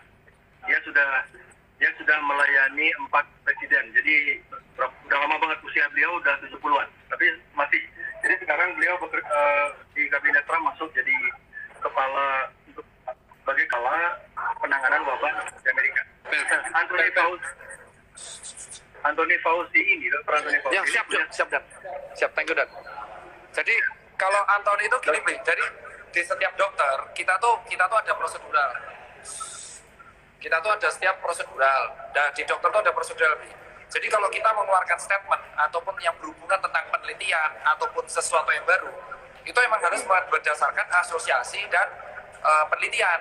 Jadi kita nggak boleh mengeluarkan statement sendiri. Setahu saya misal Dokter Tirta, misalkan gini, Dokter Tirta berdasarkan di lapangan menemukan bahwa kalau makan bakso otaknya jadi botak. Nah, itu harus saya menemukan. Tapi saya nggak boleh langsung ngomong, itu harus penelitian.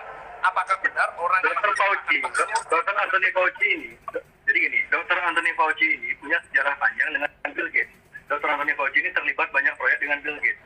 Dan 2017 di salah satu event resmi, Dr. Anthony Fauci, entah dia keceplosan atau dia lupa, dia terang-terangan bilang, dia bicara 2017 ya, dia terang-terangan bilang beberapa tahun lagi akan ada virus kejutan. Nah, dan dia punya sejarah yang panjang dengan Bill Gates. Bisa di search di mana saja. Dr. Fauci ini punya banyak proyek sama Bill Gates, proyek vaksin segala macam. Jadi apakah ada nggak bias kepentingan di sini, ada nggak konflik of interest di sini antara elit ini yang mencoba situasi pandemi? Karena seperti yang saya bilang tadi, donatur terbesar WHO adalah Bill Gates, dan Bill Gates, jika Anda donatur tertinggi, otomatis Anda pasti punya privilege ya. Itu data dari mana, Bri? Data maksudnya Bill Gates donatur WHO? Silakan dicari sendiri ke website WHO. Silakan. Cuman dari kami seperti ini, Bli. Kita tuh nggak usah berpikir jauh tentang vaksin, karena itu tuh masih bertahun-tahun. Jadi sebenarnya virus COVID ini dilawannya itu adalah sesuai SOP dari pemerintah. Yang pertama adalah kita jaga jarak, memutus rantai infeksi, kurangi ketemuan orang, pakai masker, cuci tangan, PHBS, dan makan makanan nutrisi bergizi. Itu udah diajarkan. Kenapa? Karena kita kalau mikir vaksin jauh. Terus ini, Bli, yang saya tanyakan. Kenapa sih kita harus ngurusin Bill Gates? Karena itu nggak berpengaruh apapun, Bli, menurutku loh. Karena apa ya? Bill Gates itu terlalu jauh, Bli, di atas. Yang bisa ngalahin dia ya menurut saya ya orang-orang yang setara Bill Gates. Kalau misalkan Tirta Gates, nah, itu mungkin bisa, Bli.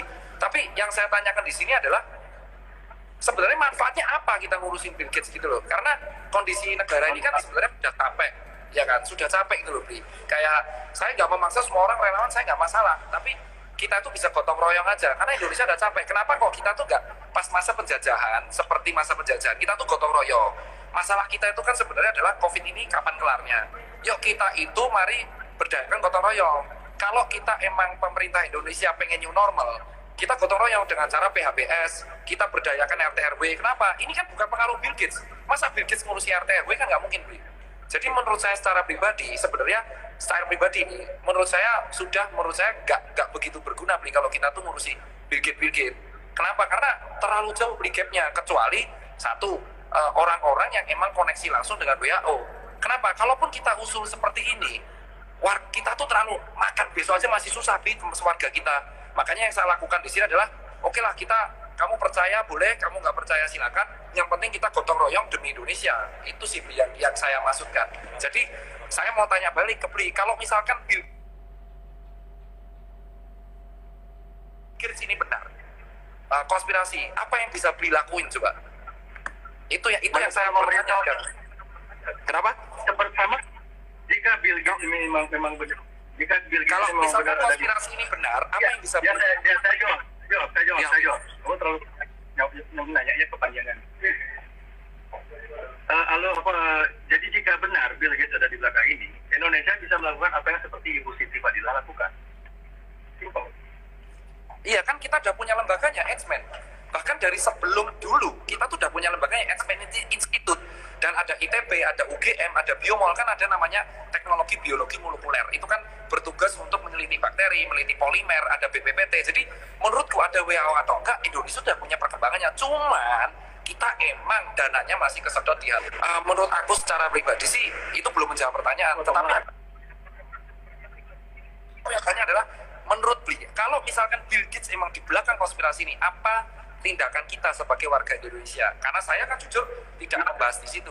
Tapi kan saya nggak ahli. Apa yang bisa kita lakukan biar kita bisa meniru langkah parlemen di Italia. Jadi di Italia parlemennya sudah terang-terangan untuk menyeret Bill Gates ke Mahkamah Internasional dengan tuduhan kejahatan kemanusiaan. Tapi kan buktinya nggak ada, Bli, bahwa dia menyebarkan virus itu. Itu bisa jadi fitnah, Bli. Kecuali kayak misalkan Nazi gitu kan. Hitler, dia terbukti menggunakan kamar gas untuk membantu orang Yahudi. Dan ada bukti cakar-cakarannya. Nah, kalau misalkan parlemen Italia menuntut Bill Gates, bukti harafiahnya kan nggak ada, hanya dugaan dan praduga. Sementara di aset hukum itu kita praduga tak bersalah. Nah, itu Bli yang maksudnya aku tanya. Kita itu belum menjawab pertanyaan. Pertanyaan saya cuma satu.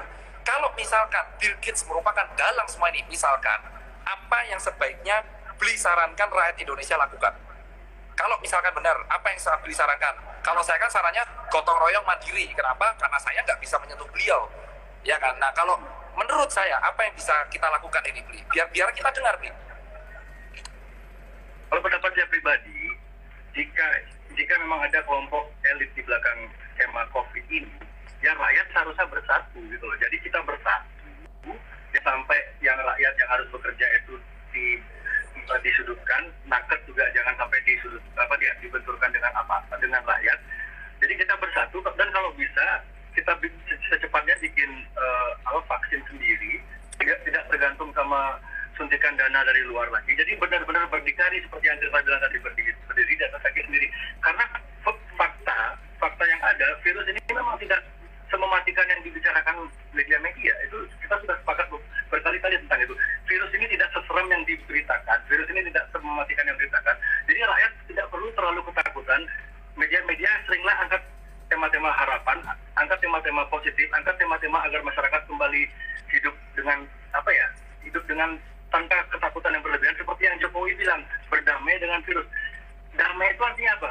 Kalau kita masih musuhan, misalnya saya sama Tirta masih musuhan, saya tuh mau ke Jakarta malas, mikir ntar ke Jakarta ketemu Tirta, ntar Ciku, ntar bingung mau ke rumah sakit malas, ntar ada temannya Tirta, ntar Ciku di rumah sakit. Jadi hidup dalam tertekan. Jokowi pakai bahasa diplomasi, dia bilang berdamai dengan virus itu kan artinya ya kamu damai sama musuhmu. Kamu tuh hidup seperti biasa aja lagi, cuman ya itulah seperti yang dilakukannya normal itu, lakukan aja sebisanya itu. Jadi kita intinya jangan terlalu merasa ketakutan semua, dan tidak di situasi kayak gini ya, di situasi seperti ini tidak ada yang perlu menjadi paling atau paling menderita atau paling kesulitan. Jadi kita semua setara, kita semua sama. Mau nakes, mau ojol, mau selebriti, mau pembawa acara, kita semua setara. Itu yang harus diciptakan sekarang. Jadi jangan sampai ada yang selebriti kayak nyuruh orang, kamu di rumah aja, sementara mereka rumahnya enak. Orang-orang yang nonton di TV itu rumahnya digubuk, megang duit cuma 50.000. Gimana perasaan mereka belum bisa bayar kos bulan depan? Selebriti nyuruh mereka di rumah aja. Itu yang harus kesadaran itu harus kita bangun. Kita semua setara di sini gitu loh. Yang harapan saya cuma itu. Jadi kalau saya setuju, Bli. Kalau yang pertama adalah kalau kita berdikari Indonesia itu ada neraca perdagangan. Kalau kita menyetop semua impor itu nggak bisa, Bli. Itu ada mengganggu neraca perdagangan internasional. Nanti kita akan disanksi WTO, disanksi apa banyak banget urusannya. Tapi saya akan berbicara mengenai yang masalah kesetaraan. Jadi saya akan merangkan Pak Jokowi mengeluarkan statement berdamai. Ini yang digoreng. Berdamai ini maksudnya adalah gini, COVID itu nggak akan pernah hilang. COVID ada, nggak pernah hilang. Yang kita bisa lakukan hanya mengontrol ini sampai titik minimal. Nah, maksud supaya apa? Dengan cara mengontrol ini, kita bisa beradaptasi dengan gaya baru. Tingkatkan pola hidup bersih sehat, cuci tangan, pakai masker, jaga jarak, dan hindari kerumunan terlebih dahulu. Maksudnya Pak Jokowi itu tersebut di situ. Nah, makanya saya nggak tahu tiba-tiba kok berdamai itu, ya nggak mungkin, Bli. Maksudnya corona di Salaman nggak mungkin. Nah, menyangkut teman-teman warga yang bekerja karena kekurangan uang di rumah, setahu saya, Bli, kan ada kebijakan habis ini orang-orang masih kerja, ya kan, Bli, karena cari uang. Terus habis ini juga ada kebijakan 4 Juni kalau nggak salah PSBB di Jakarta berakhir. Udah mulai mereka kantor, tapi menerapkan kayak gitu, the new normal. Nah, yang kita lakukan sekarang, Bli, saya setuju dengan Bli, sebenarnya kita tuh harus gotong royong antara Bli, antara saya, antara teman-teman, antara rakyat itu harus berhenti suzon. Yang kita lawan itu adalah oknum-oknum provokator yang ingin mengadu domba kita. Saya setuju di situ. Kita kan nggak tahu nih provokator ini dikendalikan elit-elit siapa, apakah bergerak. Dan kalau soal vaksin, saya setuju. Kita tuh harus mensupport H-Man. Emang usulnya Bli bagus di situ. Yang H-Man. Tapi yang saya nggak setuju tuh adalah yang berteriak soal insentif tadi, kan itu udah dijelaskan ya Wisma Atlet ya. Terus yang soal membodoh-bodohkan, tenaga medis nggak pernah membodoh-bodohkan. Dan yang soal WHO itu ada beberapa yang kita ikuti juga. Terus yang berikutnya gotong royong. Terus yang kita harus mandiri, itu benar kalau vaksin, tapi harus proses. Terus yang berikutnya adalah untuk yang konspirasi, menurut saya sudah cukup disudahi, Bli. Karena menurut saya Bli penyampaiannya harus lebih jelas gitu loh, Bli. Si konspirasi ini tuh nyasarnya kemana? Lebih mengerucut, Bli. Soalnya kalau Bli nyasarnya Bill Gates terus, itu terlalu jauh, Bli. Orang-orang petani juga nggak peduli Bill Gates. Saya kemarin, Bli, saya wawancara ke pedagang gorengan berdatangan di depan sebuah rumah sakit. Saya tanya, Bli, kamu ngapain pakai masker? Karena saya niru teman saya pakai masker. Kamu tahu nggak COVID apa? Dia nggak tahu. Jadi di sini adalah dia aja boro-boro nggak tahu Bill Gates masker apa, apalagi Bill Gates, Bli. Jadi menurut saya, Bli mungkin fokus penjelasannya itu mengerucut, Bli. Karena penjelasan ini, gimana penjelasannya Mas Tirta tadi tentang dagang bakso ya? Merasa dagang? Ya tadi siapa yang marahin dibilang apa? COVID, di dagang. konspirasi. Ya, dia pakai masker karena dia nggak tahu kan? Dia nggak tahu masker itu gunanya untuk. Ya. Iya. Jadi ini ada studi menarik ya. Jadi manusia memiliki dua pikiran sadar dan pikiran bawah sadar. Segala macam. Jadi dari para pakar hipnoterapi seperti Erikson, Boyne, Sabbath, Kane, Churchill dan lain-lainnya menyatakan bahwa daya pengaruh pikiran sadar dan pikiran bawah sadar dalam mempengaruhi dan mengendalikan individu adalah 10% berbanding 90%. Hal yang sama dinyatakan oleh C.G.D. Mazak pada tahun 2005 bahwa manusia hanya menyadari sekitar 5. Jadi manusia ini sebenarnya hanya menyadari 5% dari aktivitas berpikirnya. Dengan demikian, hampir semua keputusan, tindakan, emosi, dan perilaku seseorang sepenuhnya bergantung pada 95% aktivitas otak yang berlangsung tanpa ia sadari. Jadi sampai ini kan mungkin menjelaskan sedikit kenapa gelandangan, kenapa pengamen, anak-anak pang, ojol itu yang mereka sehari-harinya mereka tuh bertemu banyak orang, berinteraksi dengan banyak orang, tidur di tempat yang nggak bersih, tapi kasus mereka kena COVID itu bisa dibilang sangat rendah. Juga yang banyak kena itu bukan. Ini revisi, ini kurang tepat. Kalau ada yang bilang bahwa yang kena COVID orang kaya doang, itu kurang tepat. Kenapa? Karena yang masuk bilang orang kaya doang. Ya, maksudnya orang-orang biasa. Ya, maksudnya kalau orang-orang biasa, anak banyak normal. Ya, anggap aja orang-orang anak gelandang dan kawan-kawan itu kami kemarin ke rumah sakit sempat donasi di rumah sakit jiwa di daerah Jakarta Utara. Itu dokternya mengatakan ke saya, namanya Dokter Vicky, dia mengatakan ke saya bahwa ada orang-orang gila yang emang gejalanya flu, tapi dia bukan COVID, tidak memenuhi standar swab dan kawan-kawannya, tetapi mereka bisa sakit, Bli.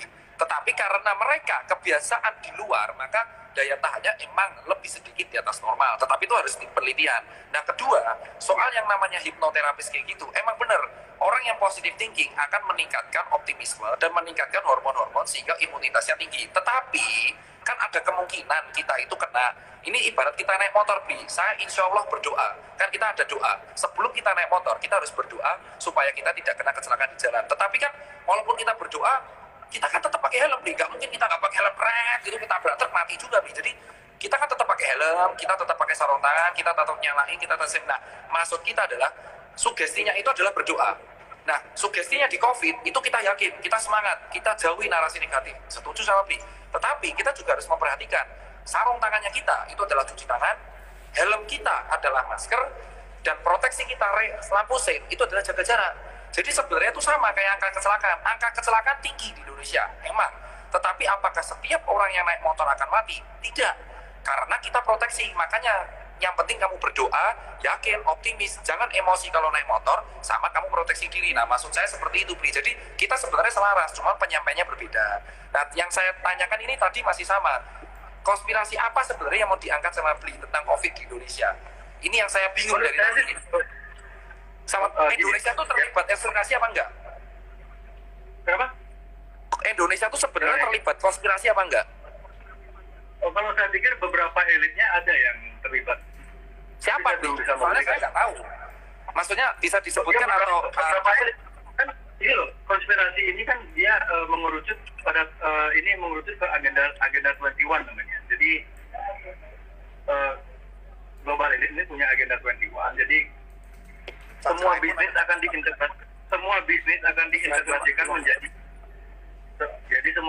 diintegrasikan menjadi digital. Jadi ya sekarang siapa pemain e-commerce besar di Indonesia ya? Sendiri kan. Dan mereka kan pendanaan e-commerce Indonesia kan nggak semua dimiliki orang Indonesia gitu. Oke, yang di sini ada tentang konspirasi. Kalau saya membahas konspirasi ini saya lebih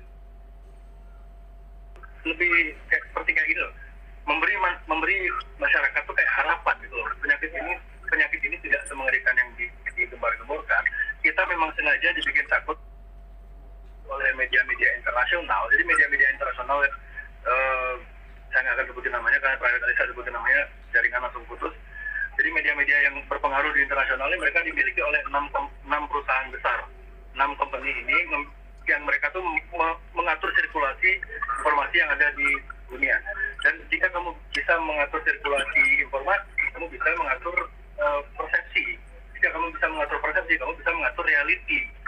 Itulah saya sengaja angkat tema teori konspirasi ini agar orang-orang tuh bisa melihat dengan kacamata yang berbeda, tidak memakai kacamata yang diberikan langsung oleh media mereka. Jadi sekarang kan media memberi masyarakat kacamata. Ini tapi kacamata ini harus melihat sesuai dengan apa yang saya lihat. Padahal kita tuh sebagai manusia kita punya pilihan untuk memakai kacamata mereka, atau kita coba cari tempat lain yang menyediakan kacamata lain, atau kita bikin kacamata sendiri dengan segala sumber yang kita miliki, dengan segala nalar kita cari informasi sebanyak mungkin, kita banding-bandingkan, lalu kita bikin keputusan sendiri. Jadi berikanlah masyarakat ini pilihan jika hendak berperang. Jangan khususnya seperti ini, jangan diseragamin itu. Kalau yang menyeragamkan kita ini kan sekarang WHO, yang mencoba menyeragamkan dunia ini WHO. Uang di belakang, follow the money. Uang di belakang WHO itu nama-namanya sudah saya sebutkan tadi. Itu bisa Anda cari di website WHO sendiri. Tidak mungkin, menurut saya sih, tidak mungkin ya ada bias, tidak mungkin tidak ada bias conflict of interest antara dia memang mengarahkan dunia menjadi pandemi. Padahal sebenarnya mungkin saja pandemi ini, status pandemi itu bisa saja dia tidak perlu keluar gitu. Tapi karena invest begitu banyak di vaksin, semua perusahaan vaksin di dunia ini dia punya saham. Masuk akal tidak jika dia menekan WHO segera ngeluarin ini agar gawat agar kan ilmu dagang yang paling simpel sebenarnya. Jadi kalau kamu bilang Bill Gates itu terlalu jauh ya itu karena kamu mungkin terlalu menganggap dia tuh pinter. Bagi saya sih dia tuh bukan orang jenius, dia tuh businessman. Dia bukan penemu Microsoft, dia tuh co-founder, makanya dia namanya co-founder. Dia tuh kaya raya bukan karena hasil semuanya. Dia kaya raya karena dia tahu beli dia perusahaan yang bagus, lalu dia memang dari asalnya Bill Gates memang dari keluarga kaya raya, bisa mencari informasi dari semua sumber. Bapaknya dia itu kan dalam roster segala macam. Jadi dia tuh memang diproyeksikan jadi kesalahan. Dan kalau memakai ilmu dagang yang simpel, dia tuh entrepreneur, dia tuh lihat celah, bisa memanfaatkan situasi, bisa membaca timing. Coba orang normal seperti yang dibilang sama Ibu Siti Fadila ya, orang maksudnya tidak masuk akal bagi dia tuh kan bisa memprediksi atau dengan begitu akuratnya virus ini akan lalu dia bikin move, dia mundur dari Microsoft, dia kan mundur dari beberapa minggu sebelumnya, dia mundur dari Microsoft, dia tanda kutip mendedikasikan hidupnya untuk filantropi, untuk kegiatan amal. Dia bilang ini amal, vaksin ini dia bilang amal, tapi di beberapa tweetnya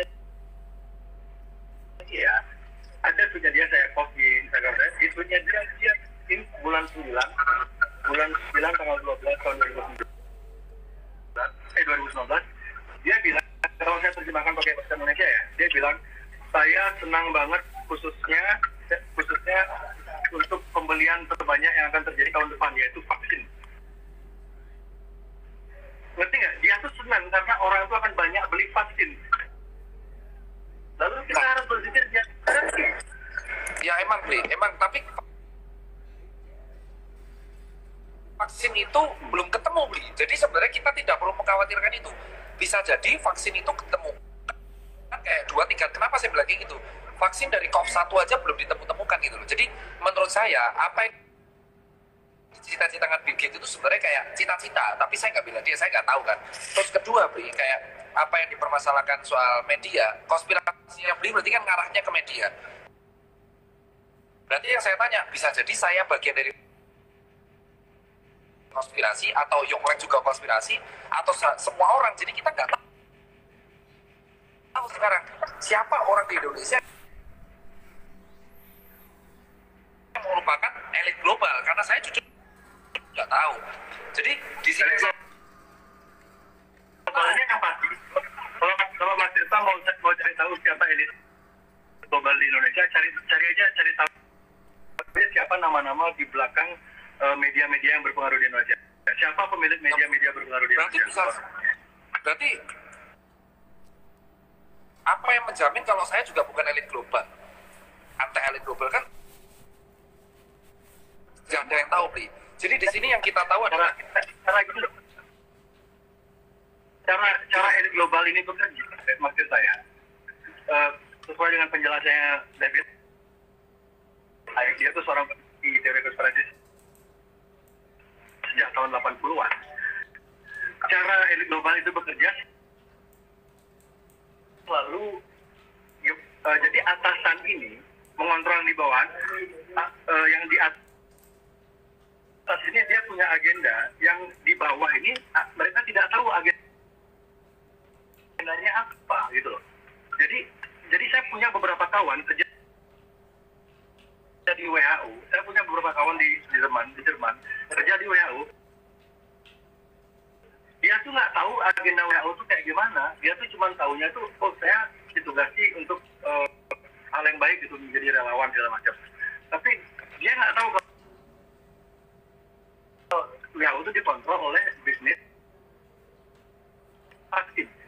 Nah, jadi kan kita diadu domba jadinya. Atau ayat itu selalu dia divide and impera itu selalu mereka lakukan dari dulu. Jadi yang di atas ini selalu punya agenda yang bawah nggak tahu. Ibaratnya perang lah. Kalau kita bicara masalah analogi perang lah. Jadi prajurit-prajurit yang dikirim perang tuh mereka berkorban, mengorbankan jiwa raga mereka, meninggalkan keluarga mereka. Banyak dari mereka tuh nggak tahu mereka tuh bertempur untuk apa sebenarnya. Sementara di atas-atas petinggi-petinggi negara, para jenderal itu mereka tahu ini perang ini sebenarnya untuk ini, tapi yang di bawah itu nggak tahu mereka tuh perang untuk apa. Yang mereka tahu tuh mereka berjuang untuk negara. Dan itulah yang dilakukan oleh global, itu sama. Jadi yang di bawah-bawah itu mereka nggak tahu mereka. Tapi kan yang saya tanya di sini adalah realita konkretnya di Indonesia kan sebenarnya konspirasinya bentuknya apa nggak tahu saya. Kayak misal Indonesia, let's say Indonesia, apa yang mau diarahkan ke Indonesia? Indonesia kalau nggak salah, pemerintah Pak Jokowi itu sekarang malah ke arah new normal ya. Dan ini mulai PSBB dikurangin, ada juga nih hari ini bagus nih, kayak di tempat lebaran sepi. Tetapi kan 4 Juni mulai berakhir PSBB. Terus nanti ada kantor mulai masuk. Jadi menurut saya justru pemerintah ini mulai emang mendengar dari masyarakat. Jadi menurut saya realitas konspirasi di Indonesia itu kayak apa? Karena kalau vaksin kan dibantah.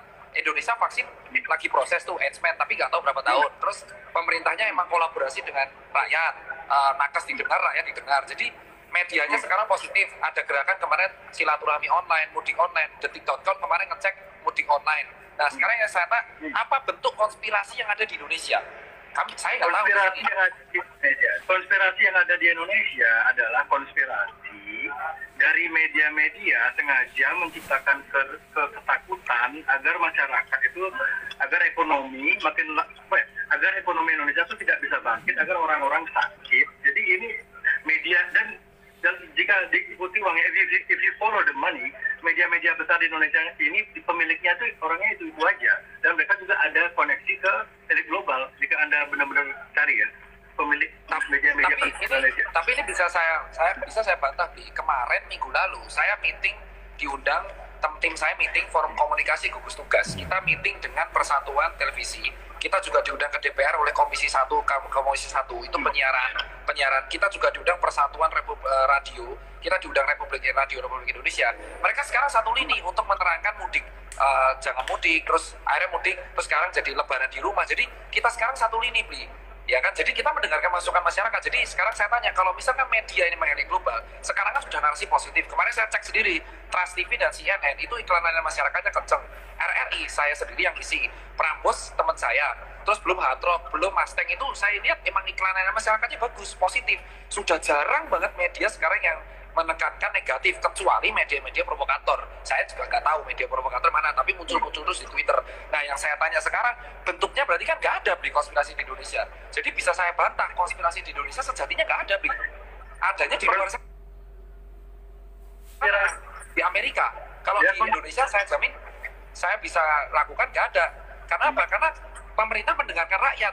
Tanggal 4 Juli kemungkinan besar orang bisa ngantor, teman saya ngantor, dan kemarin pasar dibuka. Saya ke pasar, saya keliling 15 pasar di Jakarta. Itu mereka berdagang. Itu nggak dirazia. Polisinya malah memberikan, nih kamu kasih face shield, nih pakai masker, dagang aja, jaga jarak ya, bersih. Jadi pasar-pasar aja didukung. Kenapa? Karena mereka tahu pasar ini sektor penting. Pecel lele depan apartemen Puri Parkview itu tetap buka, Bli. Jadi menurut saya secara pribadi ya, Bli, kayak konspirasi di Indonesia ini berkat ya, kita nggak tahu. Kan video kita pertama 3 minggu yang lalu. Setelah Bli mengkritik secara keras, itu hampir semua media emang positif. Apalagi setelah Bli masuk Kompas TV. Nah, ini yang saya tanyakan. Kalau Bli emang menolak elit global, kenapa Bli masuk TV? Itu saya kecewa, Bli. Saya nggak pernah masuk. Kenapa Bli masuk Kompas TV, Bli? Ketemu Aiman segala itu menurut saya, kenapa harus masuk TV, Bli? Kenapa harus masuk TV? Karena Bli itu udah keren gitu loh. Bli Jering itu udah keren dengan cara Instagram Live, dan Bli bisa menekan semua media untuk positif. Sejak saat itu Bli masuk Line Today terus. Tetapi ketika Bli masuk Kompas TV, itu jujur kayak orang-orang jadi ragu gitu loh, Bli. Jadi mungkin bisa ceritakan kenapa Bli lebih memilih masuk TV, padahal Bli sendiri membuat statement media-media itu elit global. Nah, kan Kompas media gede juga, Bli. Ya. Betul. Dan Kompas makin membuktikan diri mereka jika mereka bagian dari elit global. Ya. Jadi saya tuh masuk ini. Berarti ya, karena mereka aku nggak nonton, Bli. Aku nggak nonton, sumpah demi Allah. Aku lihat dari jadi ketika mereka ngundang saya sudah punya, ini kalau di CIA ya, Central Intelligence Agency, ada namanya Operation Mockingbird. Operation Mockingbird adalah kamu membuat sebuah campaign atau sebuah movement. Jika ada orang yang kritis, kamu sengaja undang ke sebuah acara besar yang ditonton oleh banyak orang, lalu acara itu di-set atau di-setting, atau hostnya kamu setting untuk memojokkan orang tersebut sehingga orang itu ditertawai, menjadi bahan tertawaan, ya seperti itu. Jadi saya ingin ngetes saja apakah Kompas ini termasuk elit global atau tidak. Jadi makanya saya terima tawarannya, dan ternyata mereka membuktikan jika mereka bagian dari kekuatan penyebar ketakutan itu. Gitu. Saat itu Aiman mendesak saya, di mana data yang sembuh 99%. Saya lupa nama profesornya, jadi saya bilang itu bisa Anda cari di YouTube. Dan ini kelemahan orang Indonesia adalah ketika kita nyari di YouTube, mereka pikirnya ngomong di YouTube tuh bukan profesor, bukan ilmuwan, dikira ngomong di YouTube tuh YouTuber. Gitu. Enggak, ketika orang mencari data di YouTube tuh yang bicara dia dokter, ilmuwan, terus kamu bisa cari namanya siapa. Apa kamu ternyata mereka memang valid ilmuwan. Jadi saya disekat sama Aiman 99%. Saya ada faktanya, cuma saya lupa nama profesornya dari Italia itu. Dan itu yang dijadikan digoreng sama media seolah-olah saya tuh ngomong berdasarkan data YouTube. Padahal yang saya nggak ngomong berdasarkan data YouTube, saya ngomong berdasarkan hasil penelitian seorang profesor yang diunggah di YouTube gitu. Jadi hal kayak gitu. Jadi ketika saya menerima tawaran di Kompas TV itu, saya ingin ngetes Kompas TV ada di sisi mana. Akhirnya terbukti Aiman tuh, padahal dia host, Aiman tuh host, tapi ketika acara berlangsung lebih banyak dia yang nyerang saya dibanding dokternya. Dokternya justru lebih banyak yang mengamini. Ketika saya bicara, dokternya banyak nganggur. Jadi saya tahu dokter tuh, pendapat saya sepertinya masuk di beliau. Dan ketika beliau bicara juga banyak argumen beliau yang masuk di saya gitu. Aiman agresif sekali nyerang saya terus dengan pertanyaan-pertanyaan yang baru saya jelasin, dipotong lagi, belum lagi iklan. Ya, itu Operation Mockingbird. Jadi kalau Anda search, silakan CIA Operation Mockingbird, bagaimana caranya membuat orang yang kritis kehilangan kredibilitasnya di masyarakat. Itu sudah dilakukan oleh CIA. Oke. Siap. Jadi ini Bli, kalau soal MSM, jujur saran Bli yang 3 minggu lalu kan sudah dilakukan semuanya, Bli. Jadi kalau saya bilang adalah, saya pengen menjelaskan sekali lagi dan menegaskan bahwa sebenarnya masalah konspirasi ini kemarin Bli kita tuh nggak masalah ya. Cuman agak kurang tepat kalau konspirasi kan Bli bicara soal media. Jadi saya pengen berpendapat bahwa konspirasi ini bukan, Nakes tidak pernah terlibat konspirasi. Ini hal yang paling penting. Ya, itu karena nah, soalnya statement Bli di feed-nya Bli yang terakhir ada 3 feed itu kan mengatakan seolah-olah nakes membodoh-bodohkan masyarakat. Kita nggak pernah membodohkan masyarakat. Kita tuh berjuang Ya, sampai kita nggak pulang. Yang itu loh, yang di jalanan pakai ADP itu di siapa Nah, itu? salah Makanya. itu salah, itu provokator, Bri. Itu kalau saya ketemu, Nah, makanya. saya pengen mitos-mitos itu, Bri. Itu soalnya menjelaskan Tembak. kami. Ya, tidak setuju, Bri. Ya, setuju saya. Jadi, saya setuju sama Bli, bahwa Bli itu 3 minggu lalu membuat masukan ke media, dan semua media itu ngikut loh. Jadi makanya saya bingung, sekuat itu opini Bli di Instagram. Tapi semenjak Bli masuk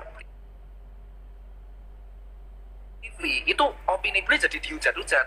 Bli harusnya ngerasa di situ. Makanya saya ngerasanya, seandainya, ini mungkin saran sih, mungkin seandainya ada panggilan TV, kayak saya stagnan Bli. Jadi semenjak kejadian ILC, saya digoreng-goreng, saya udah mulai kapok saya masuk TV, takut di framing. Nah, yang saya bilang, Bli itu 3 minggu lalu statement MSN. Sekarang Bli, setelah ketemu sama Bli itu, semua orang tiba-tiba ketemu dan media nyupport, ada jaga jarak dan kawan-kawan, itu bagus iklan masyarakat, dan sekarang orang-orang tuh mulai positive thinking, saling gotong royong. Nah, tapi yang paling penting adalah nakes tidak pernah terlibat konspirasi. Saya sendiri nggak punya konspirasi. Kalau saya bagian konspirasi, enggak. Kalaupun ada yang bagian Indonesia, orang Indonesia yang terlibat konspirasi, itu pasti adalah bukan bagian dari kami. Karena itu aja. Terus habis itu percaya Bli ya. Jadi saya bukan konspirasi Bli. Saya ada, dan COVID ada di Indonesia. Saya nggak mikir sama sekali kalau Mas atau kawan-kawan. Yang COVID ini tuh, jadi buat teman-teman, COVID itu ada, ya kan? Dan kita harus optimis. Karena optimis itu ibarat kita harus kayak doa. Insya Allah kita bisa sembuh. Nutrisi diperkuat. Setuju ya Bli ya? Kolaborasi lah Bli kita. Sama berarti hasil diskusi kita dengan 3 minggu lalu ya. Jadi iya, sama Bli, sama. Cuma karena kita jadi coba. Gara-gara Bli kan terkenal sekarang, gila. Terkenal banget sekarang tuh. Dulu kan cuma band-bandan, sekarang buset. Mantep banget. Nggak pengen terkenal. Jadi tujuan saya ini cuma pengen ngasih orang pilihan profesi aja. Jadi karena itu. Jadi intinya gini. Jadi kita harus positif, optimis, pelihara rasa bahagia, tularkan harapan, tularkan cinta, benar nggak? Jadi stop menakut-nakuti siapapun, nakes, media, rakyat, aparat, pejabat, stop menakut-nakuti rakyat, karena COVID ini bisa diatasi dengan cara yang santai, benar nggak? Betul. Ya. Setuju Bli. Aku setuju. Bantu nakes Bli. Jadi Bli ini kan suaranya kuat. Karena jangan sampai nakes ini kayak kemarin Oknum APD itu, saya nggak tahu tuh siapa, dan jujur Bli ini ada undangan. Jadi sebenarnya kan ini buat teman-temannya Bli, kalau misal Bli ada teman di Jakarta, di Wisma Atlet itu ada namanya outbound, ada ruangan taman. Kita ini relawan kan juga, relawan butuh hiburan. Nah, kemarin stand up comedy dan artis tuh pengen ngisi tiap jam 6, ini dah saya buat jadwal. Mungkin kalau Bli berkenan, Bli menyanyikan sedikit lagu Bli, nanti saya atur. Ini request banget. Problemnya gini, kalau beli tiket pesawat sekarang, saya Bli nggak perlu beli tiket pesawat, jadi Bli main, saya siarkan live Bli, bukan masalah, main di ini Instagram. Iya, main di Instagram, jadi saya siarkan di. Oh ya, ayo. Ini yang paling bagus. Ini request dari nakes gitu loh. Realisasinya Bli ini kan adalah orang yang bisa, maksudnya bentar lah, sampai Kompas aja ngundang tuh loh, dan edukasinya Bli di media mainstream itu diikuti loh Bli semuanya. Ingat gak? 3 minggu yang lalu Bli bilang, kenapa nggak semua yang muda kerja? Dan benar, semua yang muda besok tanggal 4 kerja. Kenapa nggak narasi positif? Nah, ini request kita terakhir Bli, bisa nggak Bli kalau mulai minggu depan nanti ada satu set, mungkin hari Rabu atau hari Kamis di jam 6 Bli main musik, saya siarin live Bli di sini biar semua orang nonton Bli, karena kita di sini tuh butuh semangat. Hiburan kita tuh cuma karaoke yang kita nggak ada artis, padahal di sini tuh green zone, di sini tuh enak gitu loh. Jadi kita butuh, kalau Bli berkenan saya siapkan nanti. Boleh ya Bli ya? Kalau saya tinggal di Jakarta, saya dengan senang hati loh jadi relawan di sana. Saya nggak cuma Bli. Soalnya yang penting adalah karena dia musisi. Jadi saya pengennya itu Bli dari Bali main gitar, nyemangatin kami aja Bli, itu luar biasa. Kami berharap itu karena kita di sini tuh butuh semangat dari musisi, dari komika, dari kawan-kawan. Nah, kita kan kekurangan artis nih yang mau ngisi besok. Kalau bisa minggu depan saya book tuh beli JRX untuk main dari Bali.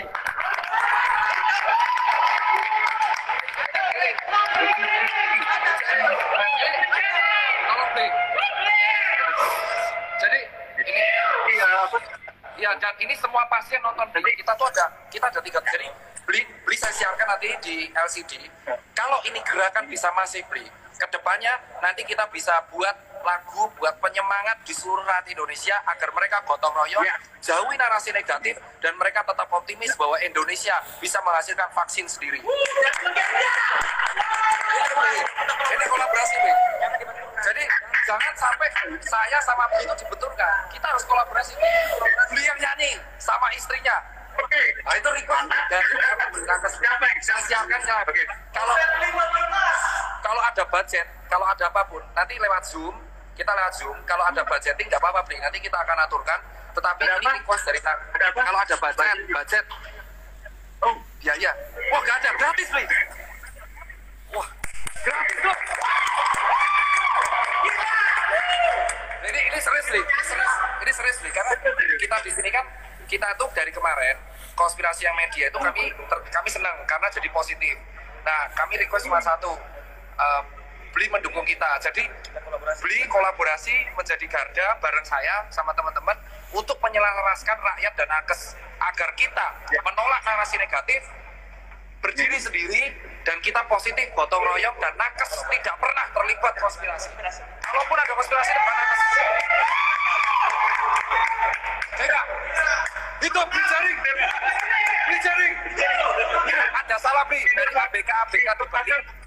ABK yang udah sembuh ini katanya mau curhat ke Bli, monggo ditampung ya, Bli. Jadi curhatan mereka kalau bisa ditampung Bli agar nanti Bli siarkan lagi bahwa pasien-pasien ini itu sebenarnya bisa kemungkinan sembuh tinggi. Jangan pernah takut, kita ada. Optimis, bangun optimis, Bli. Kalau bisa ya, Bli ya. Seminggu depan bener ya, Bli. Main ya, Bli. Live dari Wisma Atlet dan bisa siarkan, dan biar semua kita tantang semua media di Indonesia menyiarkan Bli JRX menghibur nakes di Wisma Atlet. Mantap. Kalau misalkan ini semua live nonton, kalau misalkan media tersebut menyiarkan Bli JRX menghibur relawan-relawan di Wisma Atlet, berarti terbukti mereka menyiarkan narasi positif. Bener nggak, Bli? Ya. Bisa aja. Itu yang saya maksud. Ini, Bli. Ini yang maksud. Kalau live ini nggak mungkin. Minggu depan ya, Bang ya? Minggu depan, Bli. Langsung saya aturkan semuanya. Pakai MC, pakai jam. Bli langsung main 3 musik. Saya akan ajak media. Kalau medianya nolak, berarti kita buktikan. Berarti emang Bli dibenci TV. Tapi kalau misalkan medianya mau, berarti jelas. Emang bener ini adalah momen, dan Bli sama kita, nakes, itu menjadi garda penusuk bahwa kita menolak konspirasi. Kita optimis. Bener ya, Bli, minggu depan ya, Bli, jangan di PHP, Bli. Nyanyi kita, Bli. Enggak, ini semua orang nonton kok. Ya. Kita karaoke, Bli, langsung. Oke, aman. Bli, ini terima kasih dari teman-teman, Bli. Terima kasih, Bli JRX.